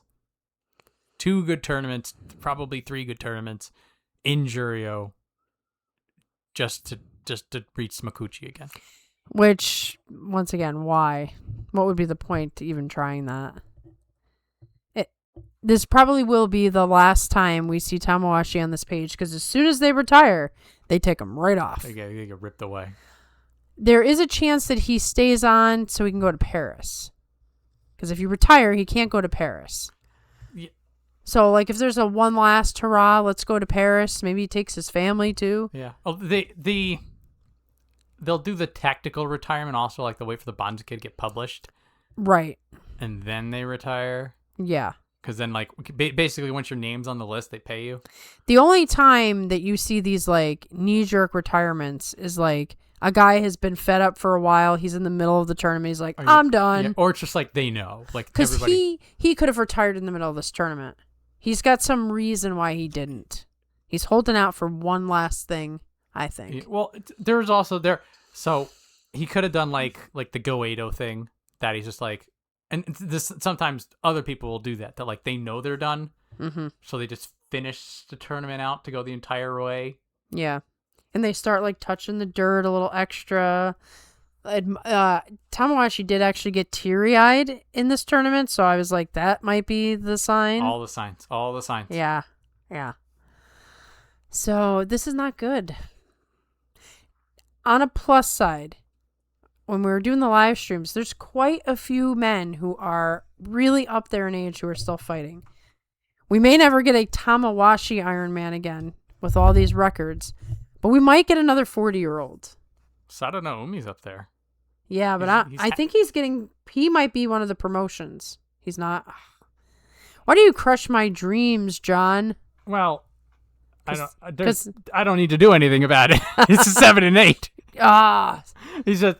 It's not even a possibility. Not even a possibility. If it was an 8 and 7, then we could have that discussion. Yeah. But. Well, I think Takayasu's 36. But can he really fight for 4 more years? I don't know.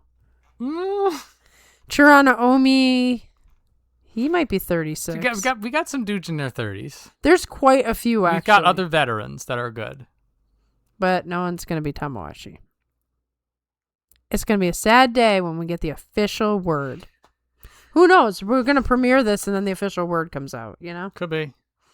I mean, there is reason to believe that he goes to Paris and has his last hurrah. I mean, they've only been to Paris like in the early 90s, so I think it would be crazy not to take it if it's an option.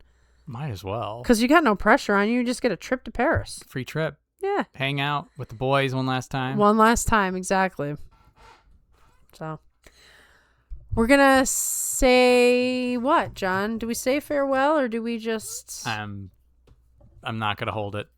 I'm going to cry. I'm going to let him go. All right, Tamawashi. It's been real. It's been real. I mean, maybe he shows... Like, I can't see him coming back on our show. That's what it comes down to for me. Yeah. I mean, if he's in Jurio, technically, we would speak of him again. We would speak of him. We would see him on the Banzuke. It's just like Nishikigi. No matter what, like, do we talk about Nishikigi anymore? No, I almost forgot about him. Yeah, he's 5 and 10 down here. Oh boy. Like, yeah. So farewell to you in 42 Opinions. No matter what, we won't be able to discuss you again. Super sad. All right. Well, we gotta finish the rest of the show, I guess. Yeah. If only he was like the bottom rung, then we could have just went out. This show we do actually have good people at the bottom, which is not common, which is super nice because normally we get to the bottom, it's just all crap. Like everything sucks. Yeah. It's See you guys later. Yeah. So Mitake Umi, 8 and 7. So here's a veteran who is going to be sticking around. Yes. Which is super good news. And we weren't really sure that was going to happen. And so I've been looking at his stuff, and so I'm noticing that there is a pattern of doing enough to stick around. And that's kind of the best that he can do at this point in his career. This is what he can do. And I mean, this is actually good news. I taking this as positive because like if we were seeing a drop off, then we're like, he's gone. Yeah. And for a while, like a lot of these, particularly these 7s and 8s were like, oh, he's fallen away. But looking at this in the larger context. Reversing the fortunes here. So this is he's just good enough to stick around. Right. Now, he loses to Ryuden. Not a good look, strictly speaking. They've fought each other a lot, though. I mean, sometimes. But... he does get a win on Hakuno Fuji. He does get a win on Toki Hayate. He gets a win on Shishi. So, like... He had moments where he sort of imposed that Mitake Yumi, like, the big force of will. Yes. So he had a couple moments where he looked like himself. But you knew that it was not going to be sustained. Kind of enjoy it in the moment. The Sekiwaki Mitake is only going to show up a few times at tournaments. So you see it, you're like, yeah. Right. And, like, we're having a good day today. Having a good day. But then he'll be back to this mid-Megashira Mitake. And so he can retire any day and we'll be like, yeah, okay, I can see it. Yeah. But at the same time, so long as he's still doing these 7-8s, 8-7. No reason to. No reason to. He'll stay in this top division and it's... So long as he keep going, it'll be good. Yeah, like this is his job. And, we've discussed in the past all the tragedy that he went through. I mean, maybe this is something that kind of keeps him going. Feels like it is. So I don't see any reason to worry about him as of yet. His body looks like it's in decent shape, considering some of the big injuries he's had. Like, he's had some hip injuries and, I think it's just like status quo for Mitake. So... Good to see him. Hope we still see him, and we will be seeing him in July. Yes. Which is his tournament. It is. He loves July. He does some good Yusha work in July. Yeah. So Roga, 9-6, rebounds. We were concerned if he was going to fall away, if he was going to get smothered out. He turns it back around. And he's doing good on the belt against other grapplers. Mitakeumi, Osho-umi. Nishifuji's technically a grappler. Toki Hayate definitely is. So some of his problems before that people were beating him at his own game, he's sort of getting his own game back. He does lose to 2 people from Juryo, which concerns me. Yeah, very strange. Technically, I call Ryuden from Juryo because he's not here. But Daewon Noryu, which I believe we'll be seeing him as well. Yeah. So when I see that kind of stuff, I'm a little concerned for the long term for Roga. But for the short term, he's sticking around. He did better than I expected. Yes. I was afraid for the worst for him. Yeah. He's done 9-6. It's way better. 9-6 is like a decent performance. So it's only Mega Share 14, but hey, we'll take it. Yeah. He's still the longer term. How is he going to keep improving is still out there. But like there was a real fear he wouldn't be in the top division anymore. He's stuck in it. Yeah. He's stuck in. It's good to see. Somebody else who's sticking in. Somebody else. Tobizaru.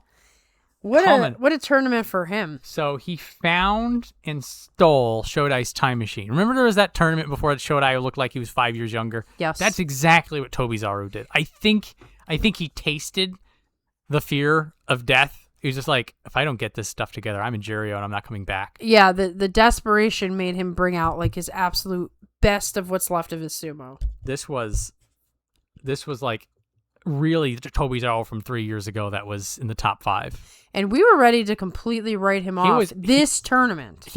I were like, this is going to be the last one. Get him while you can. And then he goes on a tournament run, and they need to throw Yoshino Fuji, Wakitagakage, and Oho at him to put him down a peg. And it does tell you, because he was doing so well and then he loses those matches.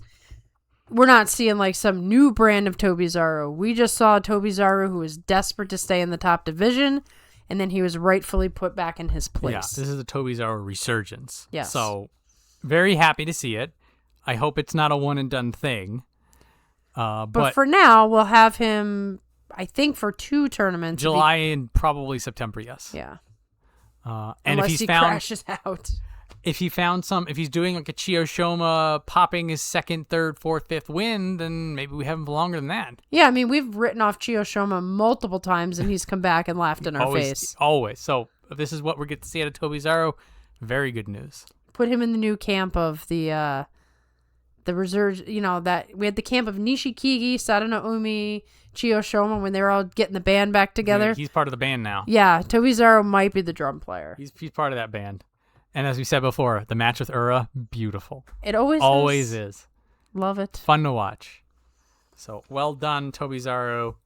There was a moment there that they were like, I thought he was gonna run away with it. A lot of people were putting, like, they were backing him, out. But I thought to myself, there is no way he's beating Kirishima. He didn't even fight him, did he? He didn't fight him. If he had gotten a better record, he would have at some point. Probably. If any of these 3s were wins, I'd be like, oh, there's a chance. There's a real chance. Instead, he fought his counterpart. Yeah. So, Osho Umi. So right here, he was 1-8, and I'm like, now's the comeback. Here he comes, because he did this before. He was like 1-8, and then he comes back to a 7-8, and then he only gets 3 more wins. It's sort of a petered out comeback. So it makes this January that he did weirder and weirder, because he had the 7-8, and then he had the 10-5, and we're just like, oh, he just needed to figure it out, and then he went back to losing a whole bunch when he's way down here. So I'm not even sure what happened in January. It's very confusing because he still has that really good pressure grappling, but he was just way too passive. And you can't be passive if you're gonna have that style. So basically, he was slow enough that people could figure it out. Yeah. And why he did so well in January is because he was able to put a pace. Right. He kept his pressure, but was able to move with it. And so he lost whatever that ability was. Could be hurt. Potentially. I mean, if he has some lower body injury that we don't know about, maybe that explains it. If not, then I have no idea. It's weird. I mean, if there is just simply just a consistency issue, then unfortunately the best answer for a consistency issue is to go into Jurio and figure it out. Yep, go Off to to the penalty box. Jurio boot camp. Boot camp. It's a weird roller coaster ride with Osho Umi, both the short term and the long term. Mm-hmm. I do not think this is the last we'll see of him. I expect him to figure something out in Jurio and come back. But as is always the case, whenever you go down to Jurio, you don't know when you'll see him again. Yeah, it's You kind of don't like know. quicksand. Yeah, sometimes it sucks you in. Yep. It's unfortunate. But somebody we will absolutely be seeing again, Yay! Waka No Show. Yeah, baby, yeah. I'm excited. There's a little bit of concern right here when he was 6-6. Yeah. But this is very hard-earned, gritty Kachikoshi, figuring things out. I mean, he had the classic situation of rookie in the top division, Yes. having to learn the difference in power, the difference in the Tachiai, what works up here that, what works in Jurio doesn't work up here. It's people throwing you curveballs and how do you react to it? I will say that I think he performed as well as you can for who he is. He's not like the prodigy, but he's the hard worker. And like you said, he worked really hard for these He wins. scraped for this. What did impress me about him was that he did act like someone who's been here for a long time. He did not look nervous. He probably was, but he had a presence to him like, I'm here to get a job done, and I'm not here for anything else. He didn't have panic moments. He had pretty good defenses. There was a moment that Ryuden grabbed his belt. He just slapped it away. Yeah. I feel like if he was feeling the nerves and the pressure, like that's something particularly somebody like Ryuden could take advantage of. Though for me, like the textbook moment was when he fought Kim Bozan, which turned into a brawl. He did that like haymaker of a right hand. Kim Bozan, big, strong dude. You heard the pop. And then Kim Bozan goes, "Ugh!" It was staggered over. Very Takakesha. Very Takakesha. I'm like, I know exactly who trained you to do that. Yeah, you could have not told us who your Oyakata is, and we would know. You would know. He is a spitting image of Takakesha. The difference is obviously very different body types. Wakanosha was very much more like the Supati. Takakesha was one really big thrust. Wakanosha is going to be in there with you for a while. He's got the stamina. He's got different things to try, but he has incorporated the parries. And like you said, those like big, heavy slaps on the back. I don't know. I see potential. We'll put it this way. I never want to overhype a guy, especially because knowing my extreme bias, I want this guy to go as high as the top. But being impartial, I see great potential here because of his composure. Because he looks like the type that even if he loses, he takes something from it. And when he wins, he doesn't get too confident about it. And I'm sure that has a lot to do with the Oyakata's temperament and even Takanosho. Takanosho's a pretty even keel kind of guy. It's funny, Takanosho, Wakanosho. Yeah, I mean, all that they want that. they want that, yeah. So I'm excited. I think it was great. He showed potential. He overcame the top division nerves. Mm-hmm. We'll see how he grows from here. But I think there's a lot of growth potential. A lot of growth potential. He can get stronger. That's really the big thing, is just getting stronger. I think he has a lot of really good technique. Obviously, there were lapses. Brand new guy. But I think he will get stronger, and if he refines his technique, we're going to see him, up in that 1 through 5 sooner than later. Yeah, give him a couple tournaments. July, September, get his feet up. November, maybe. November, maybe. That was Takekisho's tournament. That's true. So keep an eye. He's one to keep an eye on. Yes. For the future. But you don't have to keep your eye on Ryuden, 5 and 10. Farewell, Ryuden. Hello, Ryuden. How you doing? Nice to see you. Goodbye. This is where he is in his career. He'll do well enough in Jurio to sort of pop his head in here and to say hi. Unlike Tamawashi, we will probably see him again unless potentially. Yeah. It's not so he was able to fight and win in his favorite stance enough that you're like, okay, Ryuden's still doing his thing. Yeah. He's still able to do his thing. He just can't do it up here for 15 days. Right. It's just he too can much. show a shadow of himself once in a while. Once in a while. But yeah, I mean, they gave him 2 of the Juryo visitors, and he lost to both of them because it does feel like he belongs in Juryo these days. Yeah. But he's a Juryo wrestler who fought a little bit above his station. A little bit. I mean, always fun to see him. Good to see his pressure. Big bear claw hands. But no. See you again maybe next time, Ryuden. Yeah. Yeah. Okay, we'll give it another try and up he'll go. Maybe. Or not. Maybe this is it. He's not getting the fanfare that Tamawashi's gonna get. Yeah, well, it's Chiyotairu did this. No, Chiyomaru.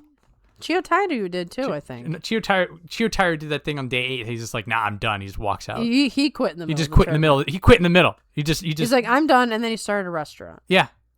But it was Chiyomaru, our lime green belted, rotund, blessed person. It's like he made it all the way down to Makushita before he retired, I think. He did, I think. But like, so there was a part where like he was in the top division and then he left. We said our goodbyes, and he'd come back. He'd be like, "Hey, what's up? Hey, how you doing?" We've done this like since 2020 with Ryuden. Yeah, it's been 6 years of this.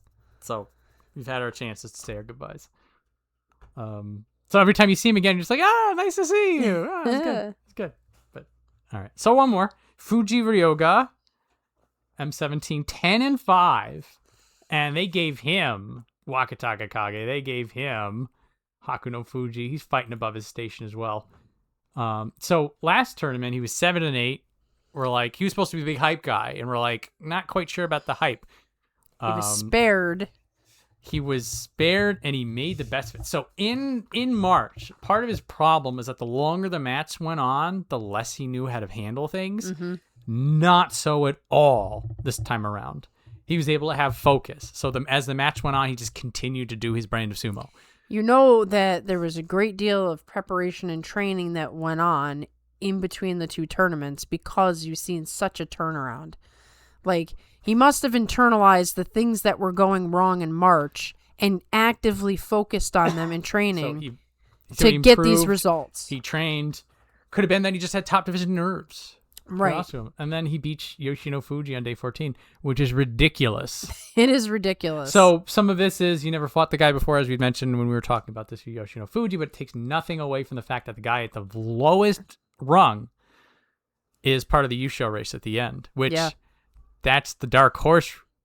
It's not really these days, but as the callback to if you want to be the biggest dark horse, you're M17 for that U show. It was looking pretty. For a moment there, I was like, oh man. I didn't think he'd win the whole thing, but I thought he might be in it. Like, I thought we might get a playoff. I thought he might be in the playoff. He was a hair's breadth away. If he put one over on Wakataka Kage, it changes the whole thing. It changes everything. Yeah. So, well, actually, if Kirishima doesn't beat Ura, it changes everything. But if Kirishima beats Ura, then we get like kind of a disappointing end. A little bit. Well, so I guess it's good that Fuji Ryoga didn't win. Sort of, yeah. Unfortunately, because Kirishima had too many tricks for Ura. Too many. He probably had 18 different ways he was going to fight Ura, and that's the problem. Kirishima and Ura is a bad matchup for Ura. Sure is. So let's keep our eye on Fuji Ryoga. A lot of people with potential coming out of May, which is good to see. Yes. He's going to be up there. I think he's only going to get better. Oh yeah. Than what we've seen. And I think he's going to make somebody's day very sad in July, more than somebody. Well, I think he also needed top knot power because he didn't have the top knot. That's true. That's true. Now he had the top knot. It's those. It does matter. Those it X does matter factors. A lot. So that is the top 42. We had the Fighting Spirit Prize went to Yoshino Fuji and Hakuno Fuji. Both well earned. Henka's notwithstanding. The Technique Prize, the Gino Show, goes to Wakataka Kage. Makes perfect sense. Yeah. So I mean, we peeked over to Juryo now and again during the discussion, but let me draw your attention to 14 West. The only thing that matters. The only thing that matters in Juryo is Enho, who got an 8-7. And that was a hard fought 8 and 7. I was getting worried that it wasn't going to happen. Yeah, it looks like he was going to fall. I mean, he was 1-5 in the last 6 matches, so he definitely had some troubles near the end. He was riding the adrenaline high in the first week, and then it just he was getting overpowered. But I mean, for him, a man who could not walk, taught himself to walk again, was told by the doctors, you should not do this. And he refused to give up and got himself back to the second division and then gets a Kachikoshi. So he'll be back again in July. I didn't see that coming. It's great. And also something to keep in mind is that he's been fighting 7 days for a while. So then the 15-day schedule really works you down. That's a good point. Yeah. Really works you down every day. Just wasn't ready for it. So, but he gets enough done. And so he can build from here or not. Whatever the hell he wants to do, because he just needed this one. Right. Now he is in contention, we'll say, for Kabu. Yes. It's tricky, messy, don't know what'll happen, but they can't say he didn't earn it. He absolutely earned it. So, people coming up. Onokatsu 9-6, welcome back, as expected. Daisei-zan, new to us, 9-6, welcome back. Takeru Fuji, 11-4. Been a long time. Welcome back. That was pretty easy. We scroll a little bit. Here's Asa Shiryu, 10-5, Juryo 4. Yeah, that's pretty good. There's one problem with this. Kazuma, 12-3, wins the Juryo U show. I think he's going in first. Probably. And then 12-3 is not a real U show. It's Juryo, it doesn't matter. In Juryo it is. So, Ryuden, gone. Pretty easy. Osho Umi, gone. Pretty easy. I'm not going to say it. Toki Hayate, gone. Pretty easy. Yep. So there's your 4. And then you look at everyone else. Nice and clean. Nice and clean for 4, which is bad news for Asa Shiryu, because if you want to put 5 in, then you got to do some weird math. Because all the other people wins. None of these people are moving this entire left side. Yeah, that doesn't seem like it's a chance. So you go to Shishi with a 6-9. That's M15. He's not going anywhere. Kimbozan also not going anywhere. Nishiki Fuji 5-10, but Megashira 9. Nah, I don't see it. This is where the only person you can possibly do switch with his is brother. Asakoryu. So this is a 3-12, which is a -9, which is M16. So Asakoryu doesn't even math out. Yeah. So they're not gonna. And yeah, when you're gonna kick him out for his brother. Yeah. It doesn't make sense. No. So that's what it feels like is going to be the math for Juryo. So we have two familiar faces and then 2 new faces, and Kazuma is supposed to be the latest new hotness. Yes. Coming up. All I know about him is that he's apparently terrifying. I saw a little bit of his fights. Definitely, what's the word I'm looking? Boorish.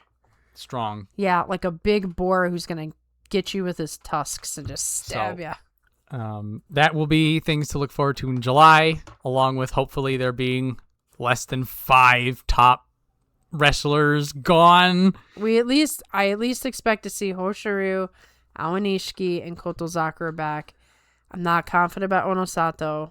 I think whatever's going on is going to need more than just duct tape and rest. But we'll see. We will see. And that was May. Yes. Wild, messy, beautiful, ugly, whatever you want to call it. It was everything wrapped up in one complete package. So, thank you all for coming to the live streams. Thank you for listening to our recap and preview shows. We will have a Guess the Banzuke sometime in June. Guess the Banzuke live stream. And I might add some extra live streams. Keep your eyes glued to the post section. I put everything in there. All you got to do is click on our channel, click posts. I post 3 times a day. I treat it like it's social media. You know, just our own personal social media. You can also comment there. Plenty of people just pick one and comment, and I get the message. So thank you all who have been around, coming to all of our different things, and we will see you next month. See you around.